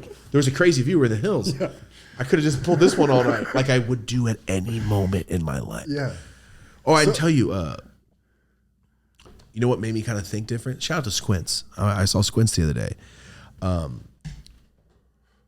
We were at a mixer, like a little networking thing for weed, and I looked at him. We were just talking because the only guy I knew really. I was talking to Squints, and I'm like, yo. About 6 minutes in, I go, is it just me, or are you ready to get the fuck out of here already? He goes, what do you mean? I go, he goes, you don't like the spa? I go, no, it's nice. I don't know anyone here. Like, why the fuck am I here? This is what I say about everywhere I go. Yeah. Like, I don't really need to be here. Like, I don't want to talk to people. Like, it's so hard for me to meet and talk to people I don't know. We've talked about this many times. And he goes, I don't know, man. Like, everybody here is pretty nice. I don't know why you thought that. You think that way. He's like, you're out of the house. Might as well talk to people. He was like, everybody here is nice. I don't know why you had to feel that. I'm like, huh. You're fucking right. So simple. And I thought about that while I got to my friend's thing for his going away party. And I was like, you know what, dude? Squints Paladores could do it. You could do it. He kissed that bitch against her will. You can at least talk to people. All right? So that's what happened. I basically went, and the shell broke a little. It's funny how like you can think about something for so long that it can be like looming over you, and then somebody says something just so simply. You're like, oh, Tommy Chong, I think about it all the time. You're only sad if you think about the past or future because it's gone or you're scared of it. But if you live in the present, you can only be happy. I go, what the fuck? In 30 years, I'm going to be thinking about that. Yeah, so I fucking spoke to human beings last night. That shit was wild. I'd always talk to people at events and shit because we're in the same space. We all do stuff. Hey, how you doing? Nice to meet you. Oh, you know my friend over here. Blah, blah, blah. I only knew fucking 4 people. And there was like 50 people there. I'll get better. Maybe I'll get better sooner. I'm going to start talking a little more. And our friend is not doing the 8 years he was supposed to, right? No, my friend's going to get out way sooner. Why? It's an ongoing. Let's wait till he gets out. Luck. Some people have luck. Some people have luck, mishaps, and lazy prosecution. And judges that don't care. In counties that are not crazy unless it's about violence. My homie. If this was Angry Birds, he hit the ground and somehow it popped up, knocked the whole fucking thing over. Like all the time is just gone. And I was like, I was making fun of him too with OG. I'm like, so who'd you tell on? I swear to God, we both went, so like, you just don't get your time. So like what, and every part of his case is not, there's no telling on anyone. It's not a tell on situation. It's just you fucked up. You had what you had. Yeah. No one's like, who's supplying? I can't say any of this shit. You can't really say that with what he got in trouble for. So even me and OG were looked at each other like, so like, who's going to jail now because of you? I was like, so what did you have to say for this? Like, what gang did you join? We were just talking shit. And then he explained it. I was like, this is your last luck. This is it. This is the last luck that you get. It's over. Because you just got out of what people pay $1 million for. A good lawyer would have did that for $1 million. You know what I'm saying? Like a good lawyer would have got that shit done. What happened is they got it done. They used to have to grease all these people. They didn't have to grease any, but this guy was like, oh, I don't care about this one. This guy's like, yo, send it over there. And this fool's like, well, I thought that was over. I'm going to lunch. And there's like, you take the case, you take the case, you take the case, you take this. Like, drop that charge. That charge's not even in our county. And this county's like, well, that's the only charge we were trying to hold. Well, I guess drop that case then. And then what about this part? Time served. Shut the fuck up. Yeah. It's like that one time you get the right thing in pinball and it just goes in the right little fucking direction. This is like throwing your phone on the counter and it slides and starts charging right into the charger. I'm like, whoa! I wasn't even trying to do that shit. I was just trying to get near it. I was just trying to get somewhere over there. I fucking nailed it. Anyway, my homie be home soon, and I just thought it was real funny, so I went to his thing last night. That was it. That was pretty much it. But also, one more thing, real quick. All right. I mean, not one more thing, real quick. We went and saw Adam Sandler this week. Live Adam Sandler concert. Hosted by Rob Schneider. Judd Apatow, I didn't know does stand-up. He popped up. And of all people to do a stand-up surprise set, John Mulaney just popped out and did a whole 20 minutes. I love that fool. I consider him Jerry Seinfeld of the generation. Damn. He's very clean. Like Jerry Seinfeld. He was cussing up a storm, though, at the Sandler thing. Really? He was cussing up a fucking storm. I've never really heard him cuss like that. And I'm like, wow, John Mulaney's here. I am fucking hyped. And then what happened? What did we see Rob Schneider do? Rob Schneider sang his fucking ass off. I thought that was a voiceover. For the first 20 seconds, I'm like, I guess it's kind of funny. Comedy show, he's voiceovering. Like, all right, cool, I guess. It was almost funny how good he was. And then they closed up. I'm like, that's real? Just do yourselves a favor and Google Rob Schneider singing, but singing real. I blew my mind. Yeah, it was like a fucking rock band. Remember in Step Brothers where he stops, he goes, Brendan, I'm not just some guy. You have the voice of an angel. I was looking around at everyone like, Rob Schneider has the voice of a generation. Adam Sandler can play. Oh, he can shred that shit. He was going hard. Yeah, he was. And Rob Schneider's little ass was singing his heart out. From Home Alone? This guy? This guy can sing? You want a tip from some gum? I got some tip from earlier. You can sing? My God. Anyway, Rob Schneider blew my fucking mind. And then Adam Sandler just did his thing and made me hyped. Bro, one day, Marty, that hooded shorts wearing man is going to be across from us. And I'm going to lose my shit when he leaves. I was I'm going considering to play that. it cool when he's here. I'm going to play it real cool when he's here. I was considering that. You know, I didn't know what to expect from the show. I didn't really like. All his comedy albums. I was aware of that. I've never really watched like one of his stand-up sets before. Like It's not really stand-up. Yeah. He did stand-up when he was like 23 and down. It was really cool. He's how very he, like he was very like kind of quiet guy. He literally sat there and talked about domestic household family shit that I just kind of think about.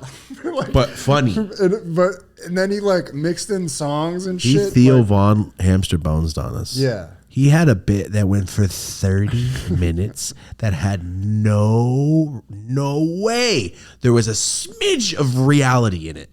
It was all made up. You know it was made up. That's why it was so ridiculous. But he committed to that shit. That's like For the real. Theo Von. The first time I ever heard of Theo Von was I went to the Comedy Store. I'm like, who's this mullet ass fool? This looks hilarious. And then he did 30 minutes about a fake hamster bone story. Been a fan ever since. I had no idea who he was. And Because people don't know how to play a real character anymore. They don't know how to like. It's a performance. It's like stage and theater shit. Like I'm really doing an act. yeah, It's the difference. it was wild. Yeah, they separated. Like, I'm a comic. I got to be funny versus like, bro, this is going wild. This story's not real. And everyone ate that shit up because it was so outlandish. Yeah. I love that. You're supposed to just go with whatever wild ass thought you have. You're fucking Adam Sandler. Ron White did that shit too with the fucking tacos. Made up a story that's obviously not like. Anyway, Adam Sandler. If you have the opportunity to go watch his live show, go watch it. It was awesome. It was what Marty, Rosie, me, Tyler, Ralph, Jason, John, Tone, Rachel, Tone's new girlfriend. I didn't even see Tone. He was at the far left. I know you couldn't see him. We had the whole row. Yeah. The whole row was all us. Yeah. All the way down was every single person. Well, all of us. I know you couldn't see because you came on that side. Yeah. Anyway, that was awesome. Super cool. It's weird Adam Sandler's almost 60. That kind of hurt my heart. He sure didn't fucking look like it though. Or that hurt my heart. It was just like, I don't know. I've seen a lot of famous people that I've like watched since childhood, I guess. And he just looks like a normal dude still. Yeah. One thing that, tell me in the comments if you feel this way. Marty, I don't know if you feel this way, but like when cameras got better, they kind of stayed just, within range. Like they didn't go like, yo, that 1960s movie looks like shit compared to the 2000. And after 2000, it's kind of like, oh, it looks a little better. Oh, it's nice. It's shot well. It doesn't get crazier unless it gets CGI and crazy effects and that 8K that they do with the NFL. Like that's different. So when like Seinfeld was out was when the cameras were getting better. So I look at Seinfeld, I'm like, oh, Jerry Seinfeld, 35 years old. Oh, George Costanza, 34 years old. Like, oh man. And they talk about like me when I'm 50. Oh, I'll be 70 at that point. That's crazy. Oh, all right, George. And then you go, all right, I'm done watching Seinfeld. You get online, you go, George Costanza's 70 years old. And it almost like makes me sad. Every time I watch these shows, they're my friends. All those characters are my friends, and I know them. That's why I like the show. I'm like, oh, I love that fool. I would chill with that guy in real life. That's why you like shows. That's why you like Homer Simpson. Like, man, I wish that fool was real. Or Bart Simpson. That you attach yourself to that character. You like the 70s show? Topher, great. Man, Eric Foreman's so fucking funny. I would chill with that fool. That's why you get attached to these things. That's why people like cartoons. That's why they have tattoos of cartoons and stuffed animals. All right. But now it's like, Wedding Singer, Adam Sandler. When I'm old, I'm going to look like Buddy Hackett. He's 10 years away from being that old. Scary. Yeah. And you said the first time you saw him, you kind of felt that energy on him? Like the first time I saw Adam Sandler, he said he seemed super not like happy. The sad songs he was singing felt very, very sad. I don't like this one. He was all hyped. You saw he's like, wow, thanks, guys. He's like, yeah. On a Monday, holy shit, you guys are great. I'm glad he wasn't just like saying that. No, you could see on his face. He was like, thanks. Fuck. He was hot. You can actually see the first one. He was just like, Wedding Singer. I was listening to The Cure a lot when I wrote this song. He was very like sad. Remember he sings a sad song in Wedding Singer? That's how he kind of felt the first episode, or the first time I saw him. This one was like after he assaulted Glenn Gulia and made him hostage in the bathroom and took his girlfriend. That's the way he was, like hyped. Yeah. Anyway, the Chris Farley tribute was pretty goddamn sad. It's always sad. It's always gonna be so sad. Like this was his actual friend. When you think about it, like a dude that lost a friend, not just the world that lost Chris Farley, it was way sadder. When I was a kid, Chris Farley was my favorite person. It wasn't Adam Sandler. I just loved them. But Chris Farley was so much more funny to me. Yeah. And then when he would throw himself in we had the best of Chris Farley, and I'd watch it constantly, and I had the best of Adam Sandler SNL on tape. I'd watch them back to back. I think I had. You're unlocking some memories. I had something like that. Yeah. He threw himself on the table, and then the fat guy in the little coat. I was like, I'm kind of fat. He's funny, and I just kind of like Chris Farley was my guy. Like he rolled down a hill. I would throw myself down my grandma's hill all the time because of Black Sheep. Yeah. Constant shit, gravel. I was in the woods. When I saw the Chippendale show for the first time, I was like, oh, it's this. Frozen. Yeah. No, when he goes up and goes out, I think about that constantly. When he goes this and out. Yeah.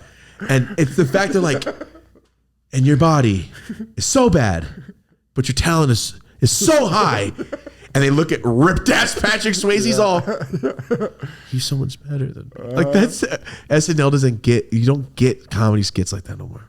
That was just fucking funny. Patrick Swayze's kind of like embarrassed and shit. He's all chiseled. Yeah, that's ironic. That's like super ironic. And then when they're like, yo, Patrick Swayze, we're going to give you the job. And you can still see Chris Farley trying to fucking pose a little bit. Like, no, you didn't get the job. Go watch the Chippendales the Chippendales SNL skit with Chris Farley and Patrick Swayze if you want to laugh. That's some good shit. We're just going off. We're going off here. Anyway, I get sad because I look at Jerry Seinfeld and I go, you were just 35. And it makes me think, time goes by so fast. Am I going to be 70 in 5, like right like that? Yeah. It's that's the only thing. Like, really? That's it? Lame. Yeah. But then you got to think about it, like, that man has been George Costanza famous for 35 years. It's different when you're 35 on the show. Go, when I get old, like, bro, you've been popping since. Yeah. It's a little different. But when I see people like, go watch the 70s show and then look at Topher Grace now. Little Eric Foreman is 45 years old. That fucks and that hurts. I don't know why. It just makes me think like, I could have swore you were just a kid. It's like Benjamin or like Click. It's like, no, please stop. Yeah, yeah. Please fucking stop with the button. That's how I feel with all the actors I used to love. Like, you're just 20. It's a different version of them. You're different. You don't it's really not see bad. them in between. Yeah, It's the like a in between shocking is thing, gone too. because we were growing up. Yeah. I don't remember Brad Pitt, the awards in the Seen 90s. the same you for the past fucking 20 years. Yeah. And then you're like, whoa, Brad Pitt's got gray hair? And then you think of Thelma and Louise Brad Pitt. You're like, whoa.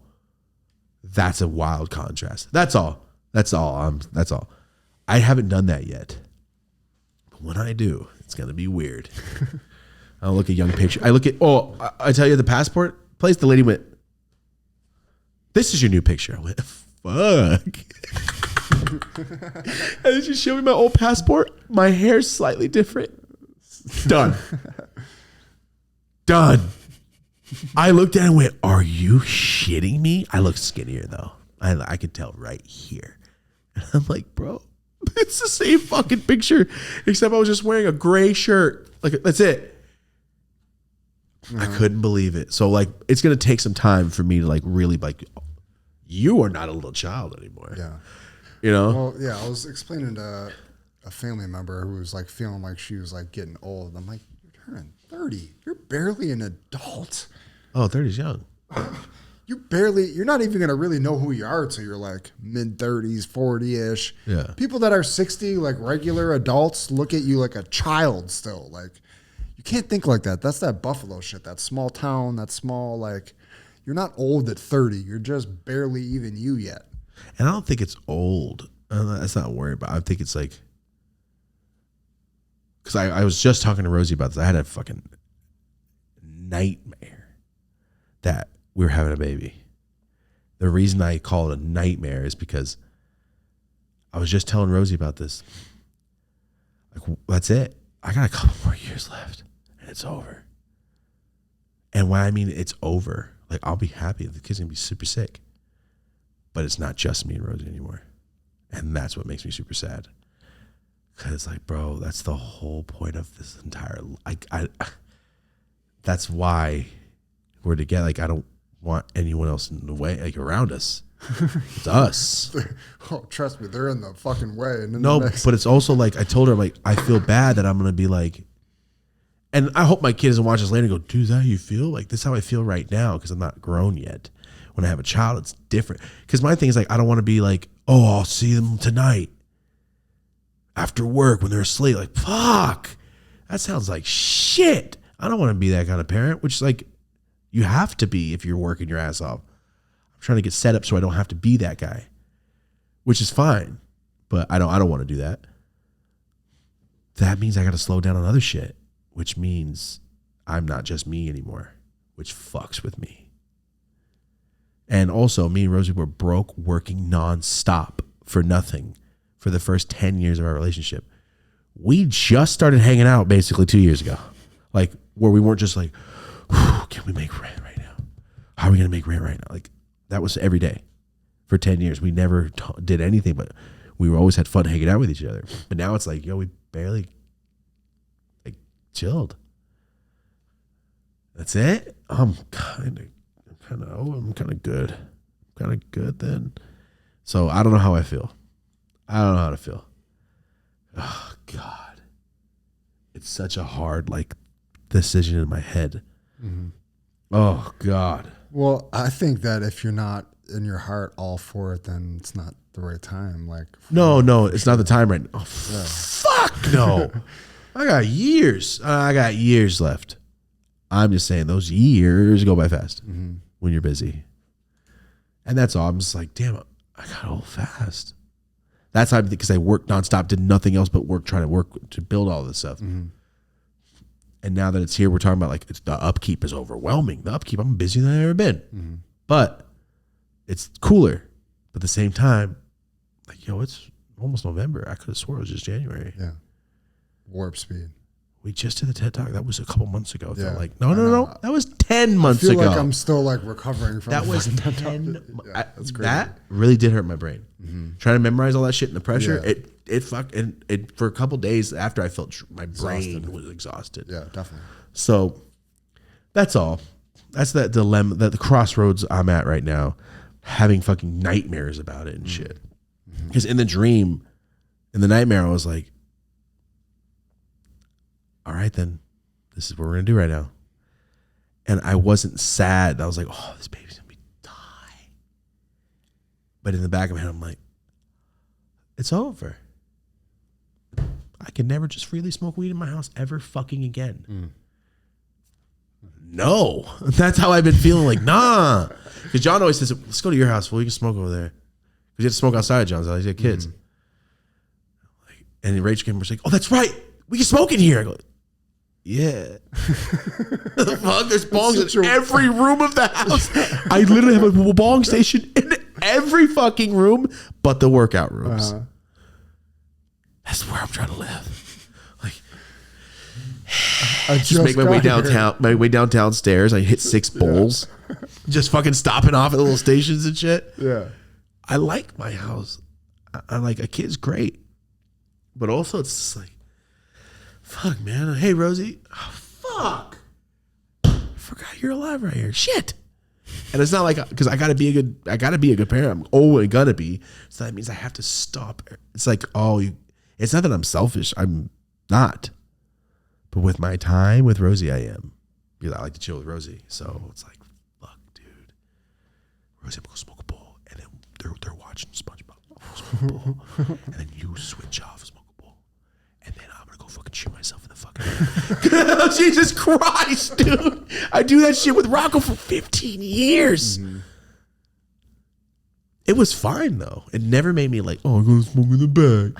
I never once went, oh shit. I was just like, oh, it's cool. Fuck, I'll smoke a bowl. Yeah. Go back to chilling with the Rocco. But you've experienced the other side now. I've experienced the other, exactly. Like, oh, if I had to pick, I'm gonna pick vasectomy. What the fuck? I'm good, bro. But at the same time, it's not the way it is. It's like, I know that. Like, and it's not like, I know that. Like, I don't not want like fucking they chat have to children have and shit. kids. You don't, like, it's not forcing people. No. I mean, we're definitely gonna have kids. We both talk. I'm like, yeah, not yet. I'm like, yeah, I know, not yet, but damn, it's getting close. That's all. From 30 to 34 went like this. Yeah. But 26 to 30 took 9 years. It took for fucking ever. 30 to 34, gone. We've officially been working together for 4 years. Okay. Yeah. Almost. Next, I think in a month and a half. Yeah. Fast. Yeah. No, time's different. Fast, dude. 4 years of high school was a lifetime. 4 years here is like, yo, I got some drops. I got a couple drops off. I'm trying to make some money. That was 4 years? Like, yeah, it was 4 years. But now I get why John goes on vacations all the time. I get it. He goes on vacation every fucking month. Yeah. I get it. It's like, bro, you're only going to be this age for how long? Go do some shit. I'm like, well, I always tell them, I'm working full. I'm like, but why? I'm like, because I got shit to do. You can still do it. I'm like, yeah, I guess you're right. I can't still do it while I'm doing it. I'll go somewhere else. You know what I mean? I just film beforehand. Like, I always put so much pressure on my schedule that I think like I'm over busy, and I'm not sometimes. It's weird. It's weird. I'm trying to situate my life right now. But yeah, I had that nightmare the other day. Oh God. I had a real life fucking nightmare the other day. What?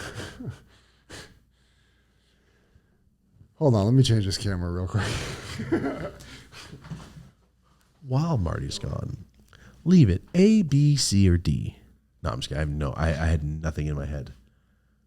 I had nothing to say right now. I didn't know what to say next because I know we're leading into something. But while we're here, remember, Marty made it, all right? On Instagram. Dope as Yola on Instagram. Same things on Twitter, all right? The YouTube channel. Marty made it still? Marty made it on YouTube. If not, check out his Instagram. Check out his Twitter. Marty's course is coming out probably 2024 early, I would assume. Get ready. Sammy texts me constantly. Whenever Marty's got that course, she's ready. Fucking Ralph's ready. There's a lot of people ready. So, I was talking about horror stories of having children. There's a lot of people ready, and I'm Marty just said I have a real life horror story. making this shit correct for him. So yeah, early 2024, that shit is coming. We're gonna do it right. All right, so if you follow me on Instagram, you know I got hella kids. But they're all fucking sick. All right, so Cam's in 3 sports right now. So like on a Friday, okay, April's been in Buffalo. April's best friend just got married. And so yeah, so we just went to Buffalo. Her aunt got married. I videoed it, photoed it, whatever. 1 month later, go back. Like, yeah, a couple months later, her best friend's getting married. I'm like, can't go back. She wanted me to video it too. Sorry. Oh shit. You be gone for all last week? No. It's important as shit last week. I'm driving Cam around everywhere. So like, in the morning, drop off, pick up. Oh, yeah. Okay. So on this particular day that I'm talking about here, dropped him off in the morning, went back to the school because he had his jogathon. Now you can imagine Cam in the fucking jogathon. He's out there sprinting, he's sweating, he's fucking, and come back. Now, I'm trying to just think in the day here because we were doing so many. My point is, I'm like leaving, coming back. I'm doing a bunch of dad shit. Now, we just had the house cleaned. We get the house cleaned every week. This team of cleaners come. When they leave, it looks like they put a filter on it. The house is like sanitized. It's sparkling. I tried to do that. You can't do it if you're not. No, I tried to get cleaners. Damn it. Well, we've had these same people forever. They work really good. They come in like a fucking team. Fuck yeah. They get shit done. None of them speak English. They come in there. You gotta learn their language, and you can start saying little sly shit. Like, yo, what's up, fool? Clean that shit. I know you're talking shit about me. I've been learning. Anyway, so they had just left. I was hustling Cam around, and I'm getting all of our shit done. I'm just kind of letting you know where I'm at.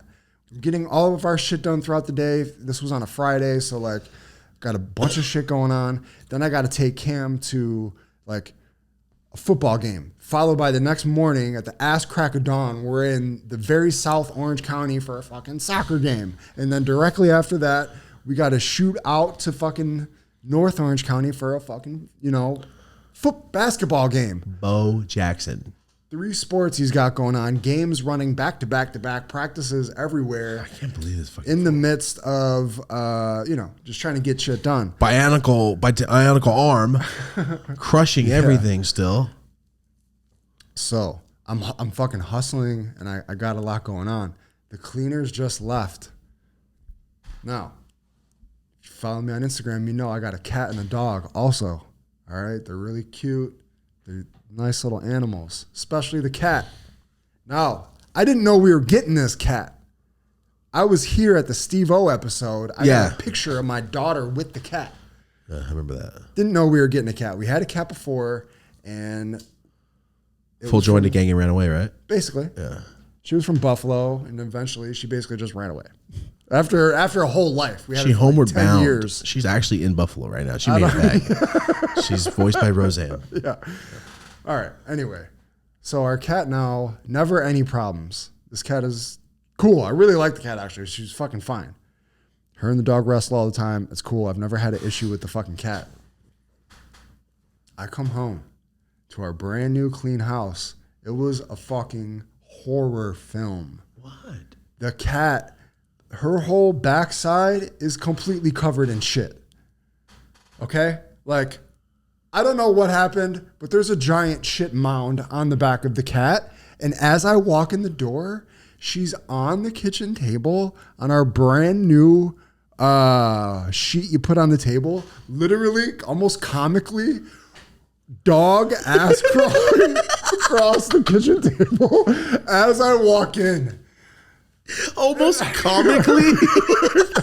Look at it. I lock eyes and I'm like, what the fuck? And I look, and there's just shit streaks everywhere. I would have picked her up in the All right. sheet. Now, if you know me, also, I wouldn't call myself a giant germ freak, but in general, I'm very like hyper aware of germs and shit. Yeah. Like, be careful. We just had this fucking house cleaned. All right, so now it just starts there, right? Because what you don't realize is now you got a cat covered in shit. You can't just get a cat that's scared of you.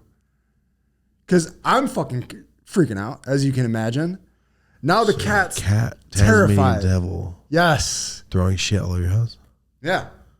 Yeah. So now, exactly. So Cam's terrified. I start fucking freaking out. The dog's terrified. The cat's terrified. And I end up getting the cat into the bathroom. So I like get the broom and I like maneuver her into the downstairs bathroom and get her in there. And I'm like, I don't know what to do from there. You think this would be some easy shit to deal with. It's really not. They got fucking claw. I'm not a cat person. I don't know how to I don't give the cat baths. I don't do anything with the cat. No. This is all April's territory and she's in Buffalo. So I got Cam. I got to get him to all his shit. I have this brand new clean house covered in shit. I got this cat covered in shit that I don't know.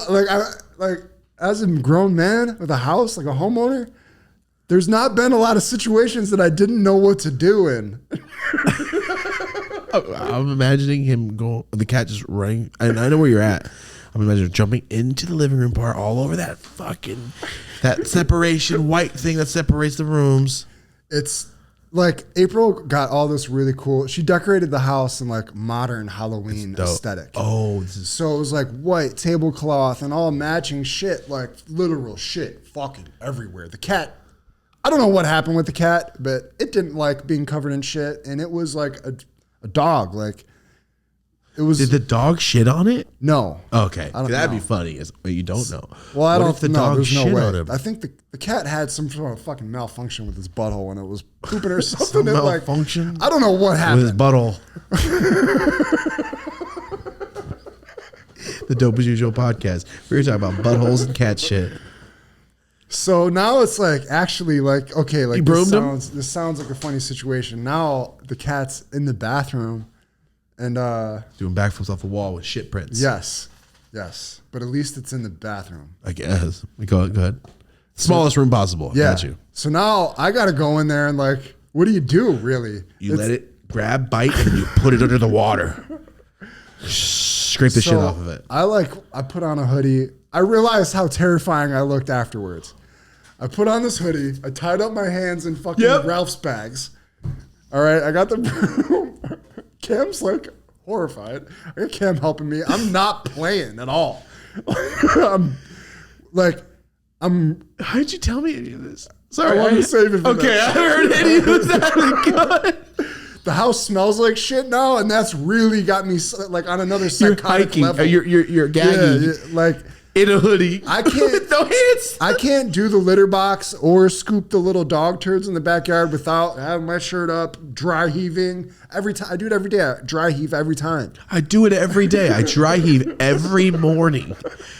Just get a scooper. I have one. I don't stand. Those ones. I'm not. I can't deal with shit. I'm gonna find you an automatic shit picker upper. So now she's in the bathroom and she gets like she's underneath the fucking sink. So I'm getting her out with the broom until eventually she gets in the sink. And now I'm perfect. like, now she's in the sink, sitting down, and I'm like, now she thinks I'm trying to like fucking kill her or something. Yes. She's looking at me now like, what the fuck? Really? And so I go to try to pick her up and she basically attacks me we're in a little half bath. So Cam opens the door. Right by your garage, huh? Yeah. I knew it. She flies out of the fucking bathroom and is lost. Like she hid to the point that now I have to tear apart the entire fucking house trying to find her in my garage. but she's hiding and I can't find her.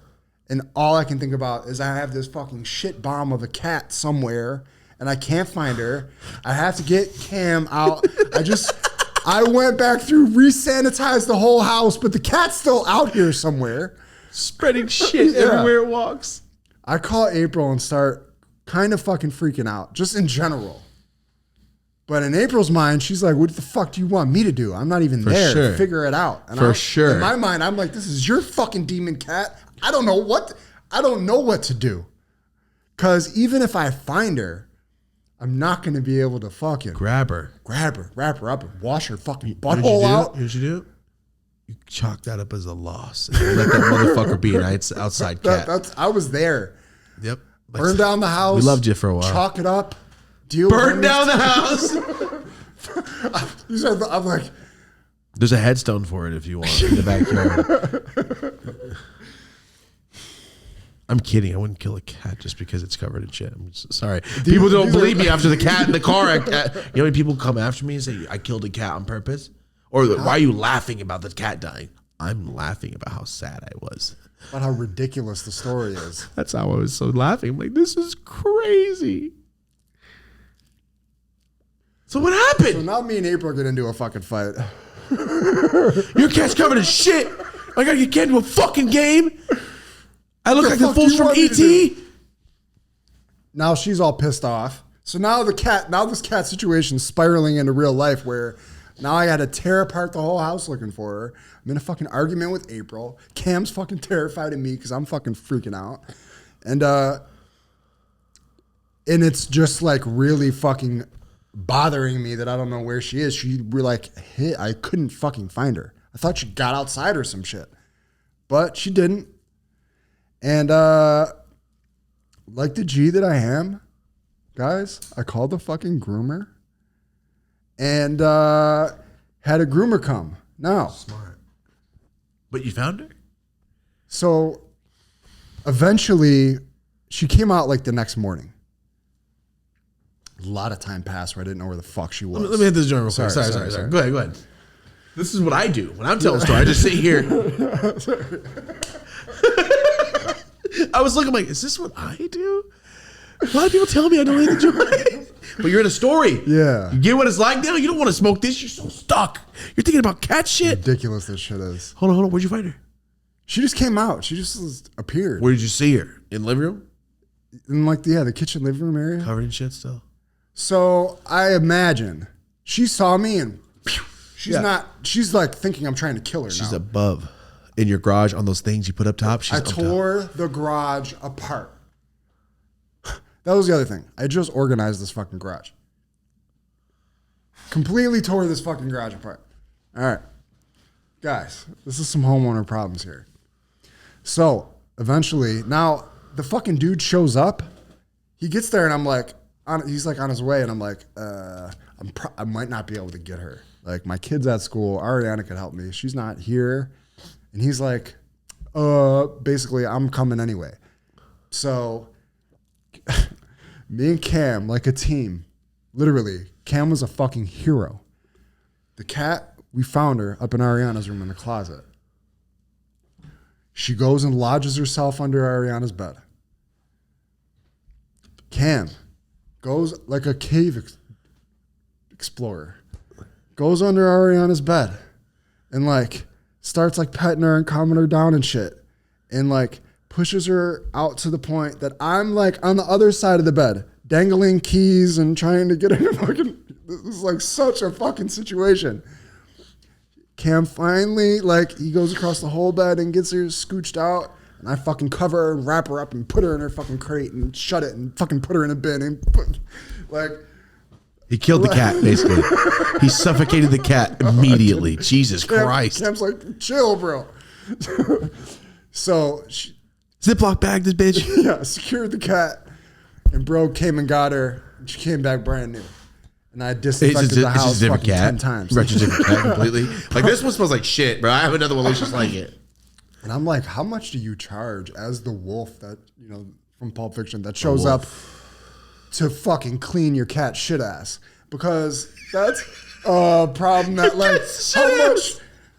How much is this worth to you, bro? Your wife's out of town. Yeah. That's what you charged on. It was around there. Yep. And I brought whatever went on in that van. She came back brand new. We had the cleaners come back through. And we're good to go. But you know what happened? They Clockwork Orange the cat. You see Clockwork Orange? Yeah. That's what they did to the cat. yeah. The cat was just watching owners smack cats for shitting everywhere. And your cat came back fucking with a new attitude. Grateful. Grateful. The last one was from Buffalo. Yeah. You're from Los Angeles. Yeah. At least feel grateful. Right. You grew up in the heat. Seriously, this fucking cat has no Marty, clue. I think that might have been the best story I've ever heard from you. Oh, all right, we're good. That, I could see every single thing. I can see you freaking out. And if Cam got scared of you, you were losing your fucking mind. Look how he backed up. That means he feels guilty for how bad he was going. I feel bad. Look. I felt bad. Look, I didn't even look at him yet. I know how bad it is. He didn't even tell me about it. You talk every day like 30 times. It kept getting worse. Oh, I get it. Remember my story about the dog? Which one? When I left my dog with the door open, I talked about that. My cousin lived next door to me. My cousin, my brother. And I heard her screaming. And I went out there and their pit bull was clamped on the neighbor's dog. I can tell you this. I'm at the Push Tree's house and I hear screaming and I'm like, what the fuck? My cousin lives next door. She's by herself right now. Like, boom. I fucking fly out my front door. Don't even close. I fly out, run around the yard to the backyard because our backyards connect. I get back there and Buddy, my fucking brother's pit, that's a monster. He survived in Livingston in the country with no owner for 4 years. My brother got raided. His grow got raided. He had like 600 plants. He's dumb. He got his farm raided. My little brother, not Rocco, different little brother. His dog got spooked and ran the fuck off when all the cops came and raided. Never found the dog.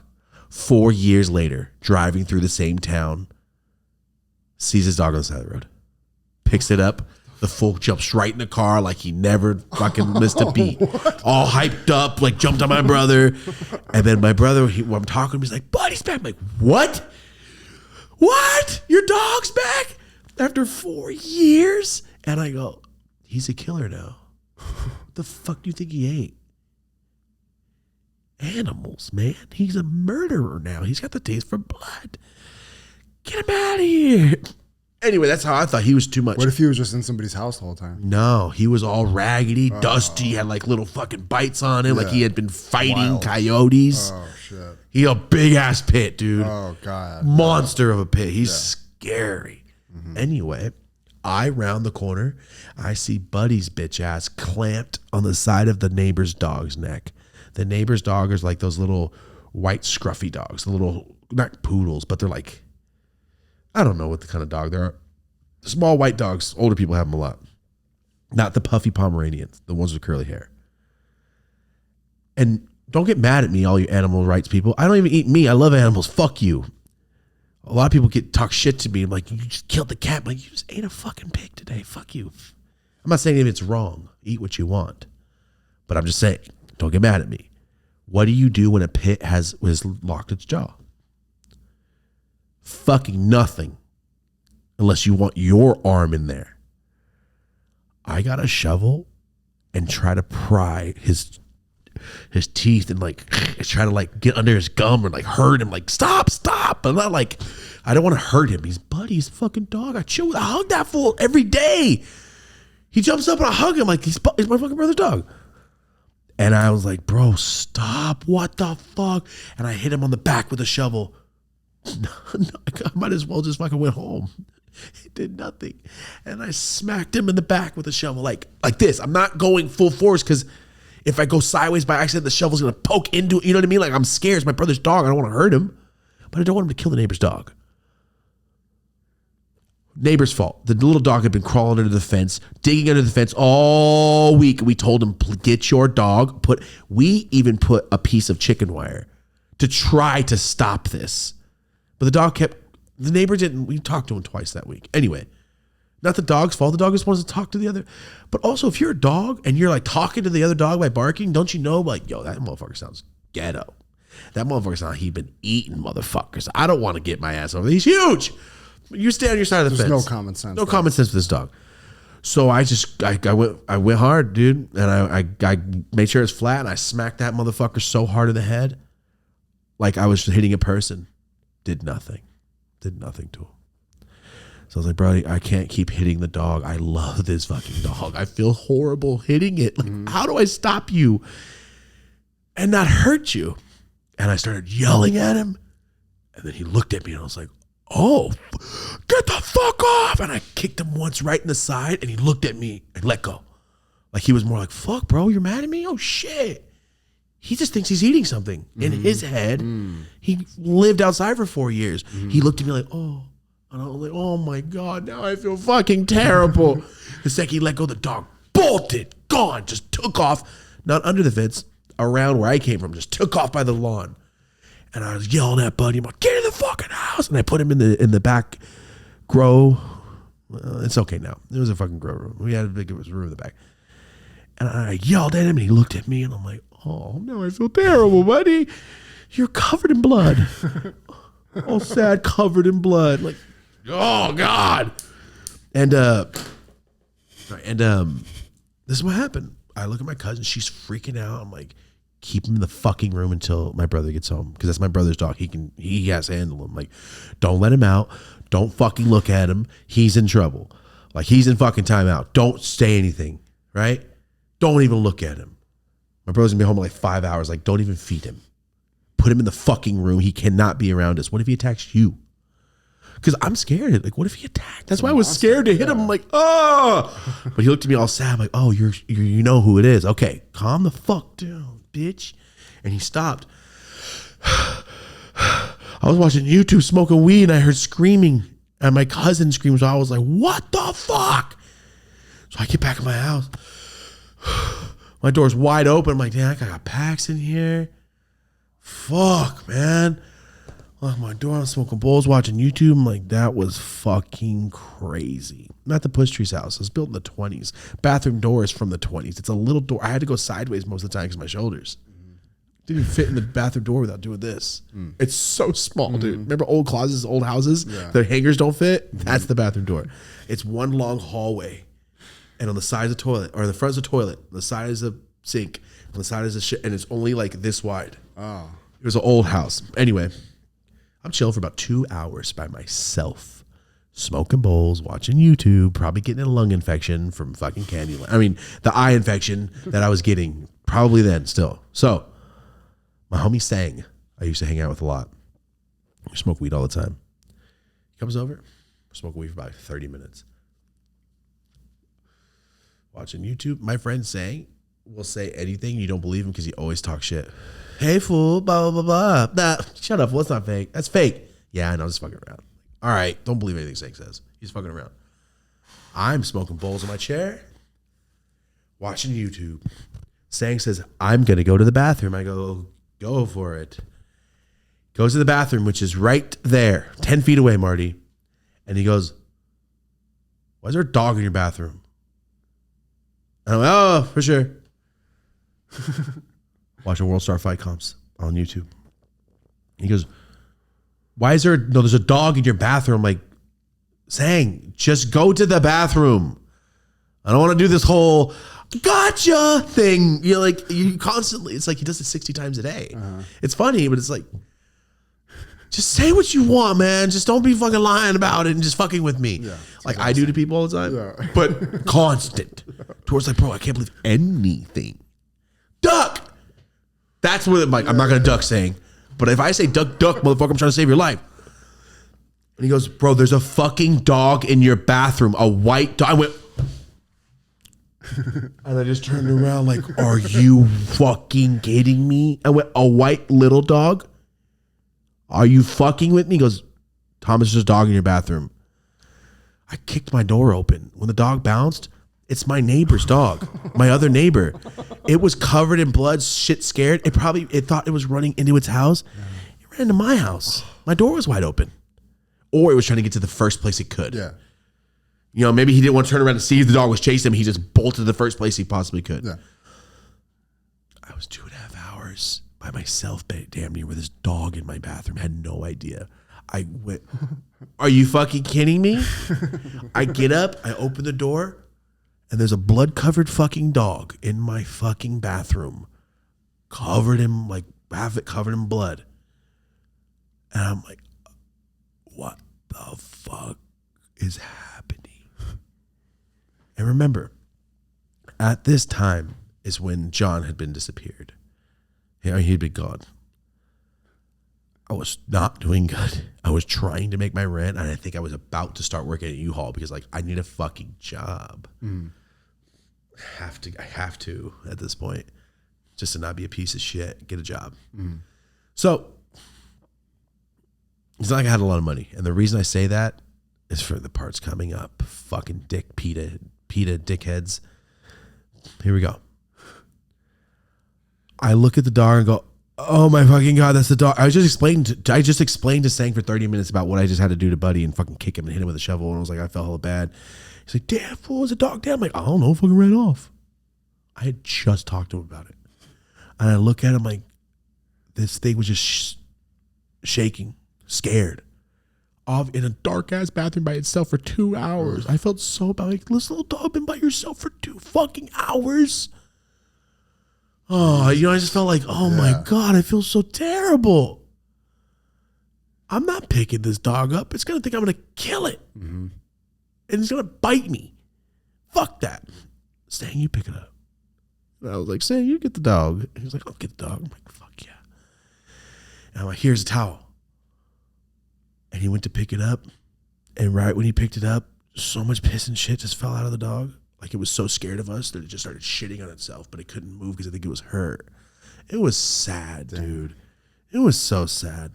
And I went, what do we do? I'm like, put it on the porch and then we'll clean it up or something. You know what I mean? And then we'll call animal control. This dog is fucking hurt. The neighbors were not home. I know when they're home because all their fucking trucks are there. The neighbors are dicks. Dicks in the terms of like, because they know I'd be smoking weed like crazy. Anyway, put the dog on the porch, call animal control. They tell me they're not going to do anything unless I pay like $350 or something. And I'm like, this is not my dog though. It's got a collar. I see this dog every day. It's my neighbor's dog.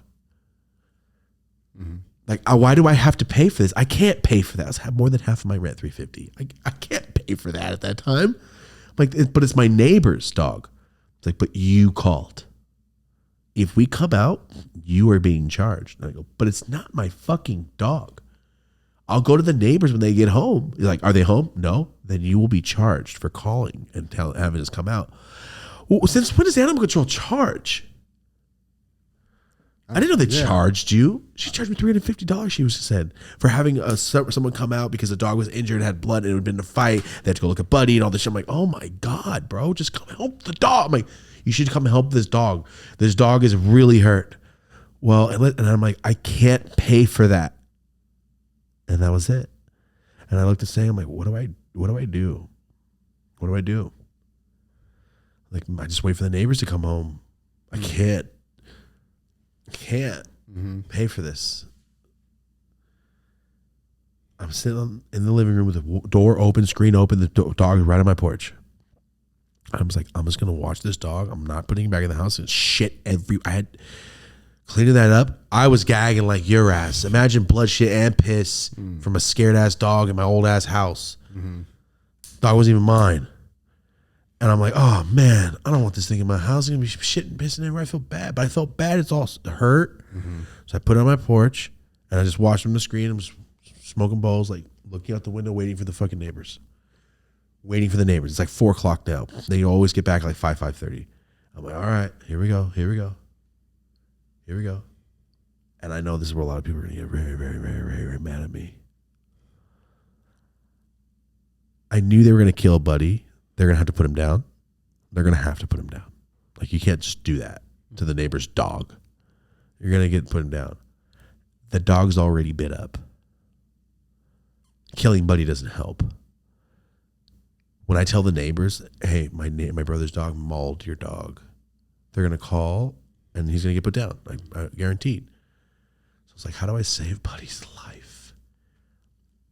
I'm not going to tell the neighbors it was my brother's dog. 20 minutes later, I'm looking at the dog. I'm like, waiting for those neighbors.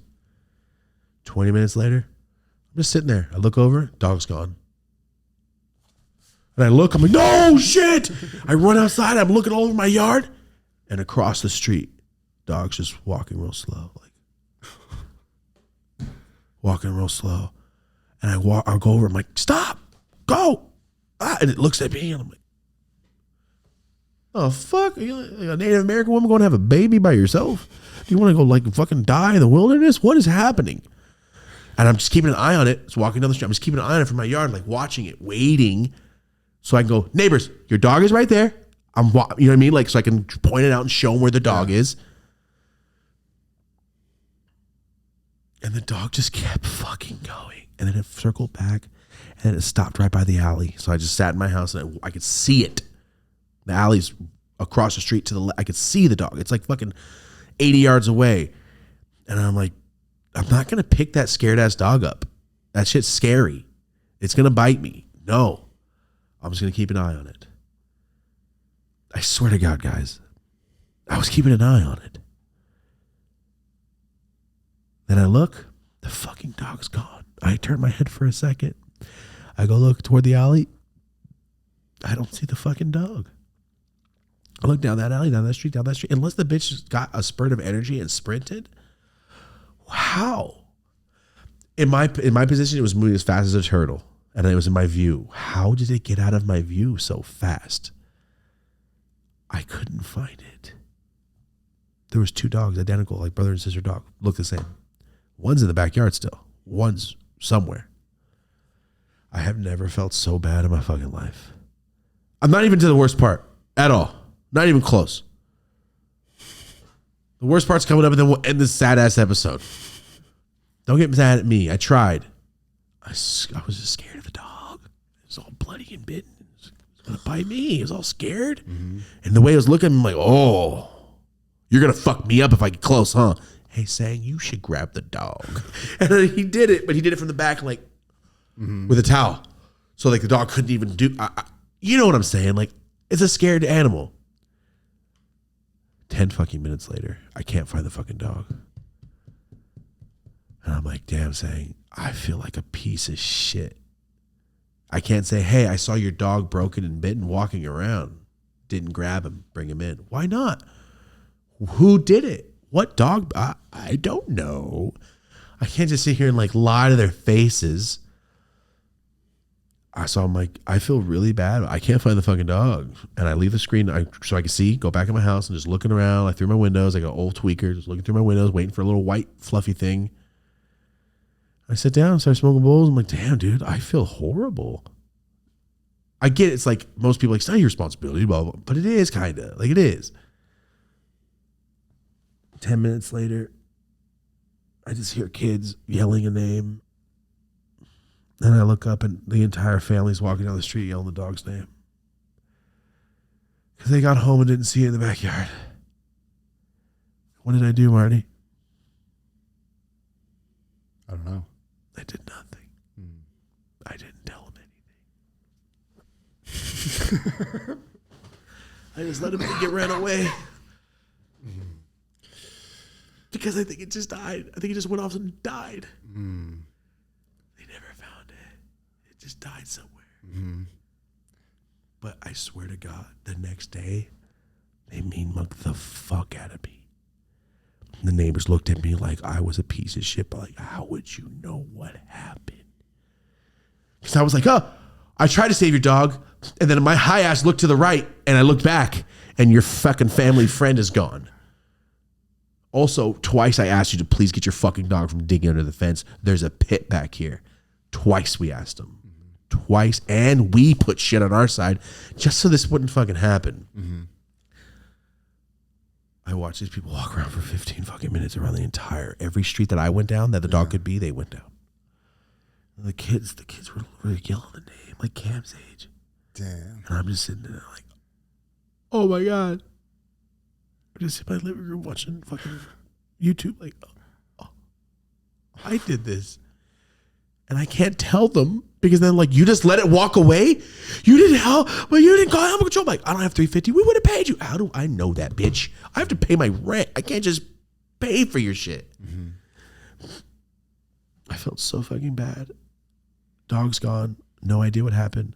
Week later, the other dog did the same thing and got killed in the yard. Bye, buddy. Same fucking the other dog. No, didn't get killed. Sorry, didn't get killed. Sorry, my bad. Buddy was pulling its head through it under the fence, and the other owner was in the backyard and was holding its legs. And then we went out there and everybody was screaming. We had to get Buddy off, and then it was all fucked up, but it was okay. And that's right. Oh, memories are coming back. They went, that's probably what happened to our other fucking dog. And I yelled it. I was like, oh, shit. and that was it. They moved not long later, but. Jesus Christ. So, yeah, I know what it's like to have shit and piss everywhere. That's what happened. That's fucking mortifying. Yep. We confirmed Buddy didn't get back a hold of it, right? No, he was in the room. The padlock, it was a grow room. We padlocked his ass in a empty grow room because he just cut. So it's just an empty room, and the first room is just a hallway, and then you get into the grow room. So he was just in a hallway for fucking like 3-4 hours by himself. Hannibal Lecter pacing around. No, he looked sad as fuck because we were mad at him. Yeah, he was sad. He was just a dog, dude. Buddy he's just a dog. He was just eating something because he was fucking hungry, probably. It was weird. Anyway, I've never felt worse in my life. It sounds like I hate animals from all the story times we have, but these are just like things that have happened. I love animals. I think they're awesome. I don't want them, biting me, but I'll chill. And bleeding and pissing everywhere. Yeah. If your lab could smoke a blunt, I would chill with your lab. But it can't. It can only catch footballs. Airbud. All right, here we go. Guys, thank you so much for being here. It's Halloween edition. This turned into something ridiculous. Marty's got that Nacho Libre blue on right now. Oh, yeah. Shout out to the professor. Shout out to the motherfucking professor. Yeah, all right. I think that's everything, right? We talked about a bunch of ridiculous things. TheDopeshop.com THCA drops tomorrow. That joint smoked great. Yeah, it was amazing. Here we go. Let's go. Anything else you want to add? No, I'm about to hit the road. I got this little class. Bills are probably about to take this motherfucking big loss again. Oh, no. Greatest losers Bill's about to of take all this time. big loss again. Oh, that's when you know it's season 8 or something. What season we at? I mean, what week are we at? 7 or 8. That's when you know we're at week 8 when Marty's going, fuck. Because we always start strong. And Marty's week 2, we should break down the podcast week by 16 weeks straight. Marty starts off. The second one, I fucking told you, Josh, fucking now. By week 8, fucking throwing his hat on the ground. By week 12, I told you we were going to fucking win everything. And at week 16, he comes in. Heartbreak. I don't want to talk about it. The past 2 fucking years, it's clockwork. An abusive relationship. It's clockwork. Yeah. I don't want to talk about it. And every year we go, the fucking Bills I think they're going to win the fucking Super Bowl this year. Every time. How about this? I hope they do good. Let's leave it at that, man. They're probably going to have a mediocre season this year. Also, my bookie, just throwing it out there. Super Bowl's in Vegas. The Super Bowl's in Vegas, Marty. That's weird. That's cool. I mean, I'm saying, like, we can go to the Super Bowl. oh, shit. Yeah. It's going to be disgusting. I didn't even realize that. We should go to the Super Bowl. My bookie. Yeah. I'm saying, even if they don't, like, we should go to the Super Bowl. That'd be fucking sick. That'd be cool. I'd rather go to a UFC game, but UFC game. I'd rather go to a UFC fight and go to a football game, but Yeah. Super Bowl stuff. Super Bowl will be tight. I'm trying to $75 fries, please. Thank you for $75 garlic fries. And garlic salt's that bullshit you get from fucking Cost Plus. I mean, not Cost, but from Food for Less. Do you have Food for Less in New York? No. Never mind. What's your big store that's like for poor fools? Grocery store. Fools that don't have money. Save a lot? Yeah. Food for Less. Save a lot. I fucking like that. Right there in the I like that. Food for Less is where all the Mexican fools go in Merced. Unless it's like the Vallarta bullshits. Those smell like Fabuloso and blood. Every Mexican carniceria I've ever walked into, I go, ugh. Even when I ate meat as a kid. And everyone wants to use purple Fabuloso for cleaning. But it's like, you got to clean the blood off the floor and then Fabuloso. But they're like, nah. All at once, bro. I want to stink like copper in this bitch. I had to look up what that word meant because I got that Benny fitted coming, the carniceria shit. Oh, yeah. The meat spots. Yeah. Oh, my God. Yo, where's my baking soda? I ordered a both fucking Benny the Butcher baking sodas. Where's it at? I just remembered that. Like, where's my baking soda? I'll put that on the shelf. All right. We'll get out of here, guys. But most of all, do us a favor. Please leave a like on this episode. Tell a homie to come watch the show. And if you're in the live chat, we appreciate you because it's been 2.5 hours. So thank you for being in this live chat. And if you're in the live chat, yes, it's really me and Marty typing. People always say, you got a bot. But I'll be on live for 20 minutes before typing, going, all right, let's go live. Mm-hmm. And they're like, you think I just press bot after I was just fucking chilling? My back hurts because I've been on lives for 35 years. We'd be manipulating YouTube in different ways if we could do shit like that. Right? I could figure out bots. Or just how to like. When I think bot, I only think of the things that fly around to eat the metal in Matrix. Ooh. Those things. It's all I think about when I hear bot. Yeah, I kind of do too. It's kind of weird. All right, guys, this has been the Dope as Usual podcast. I feel very awake right now for smoking so many joints. Things I haven't eaten. I'm like all fucking shocked. Guys, thank you so much for being here. After this, got a Push Trees meeting tomorrow. I got a couple videos to film. Sorry, it's Monday in this world. Yeah. Tomorrow is Halloween.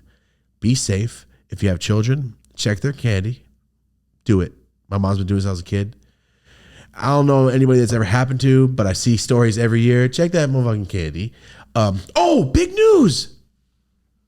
I'm going to Costco today to buy full-size candy bars to give out on Halloween. When I was a kid, I go, one day, man, when I make money, man, I'm going to fucking give out full-size candy bars because fuck these Snicker bites.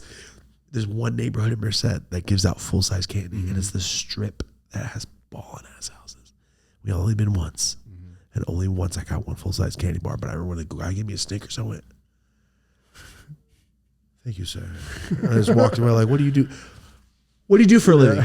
What do you do for a living? How much is this car, sir? What do you do for a living? That's how I felt. Just give me a full-size fucking Snickers bar.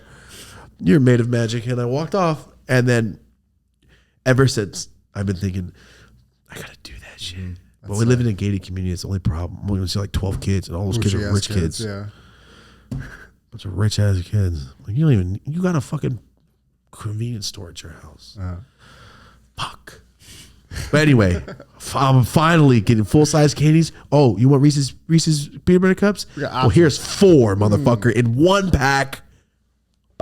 That's the king-size shit. We used to have to sell that for football and chocolate. You remember that? You used to sell all that shit? We had pizzas. Yeah. Oh, damn. Door to door, pitching shits. You can sell pizzas? Frozen pizzas. Yeah, we had I would have fucked that up. You guys are so cold over there. Yo, these were regular pizzas when I left. Do you want this frozen pizza, sir?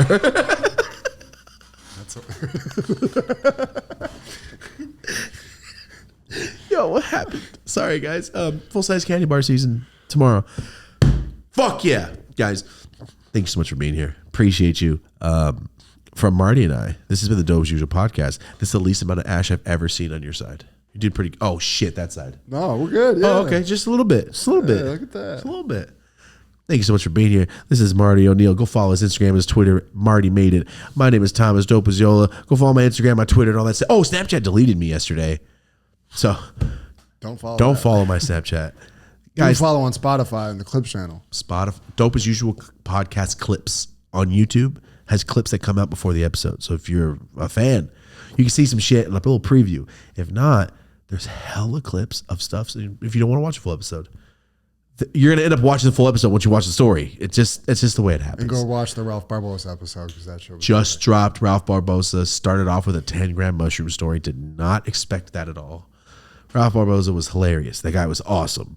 So That's the last week's episode. We appreciate you guys. This has been the Dope as Usual podcast. We have talked about a bunch of stuff today. We appreciate you guys. We actually talked about a few topics. Will Smith go fucking knock out one of these young ass actresses and just get your shit back. How Stella got her groove back. How Will gained my respect. That's the name of this new one, because this is, and honestly, I'm just kidding. That man's fucking awesome. We're only talking shit because it's funny. Obviously, of course.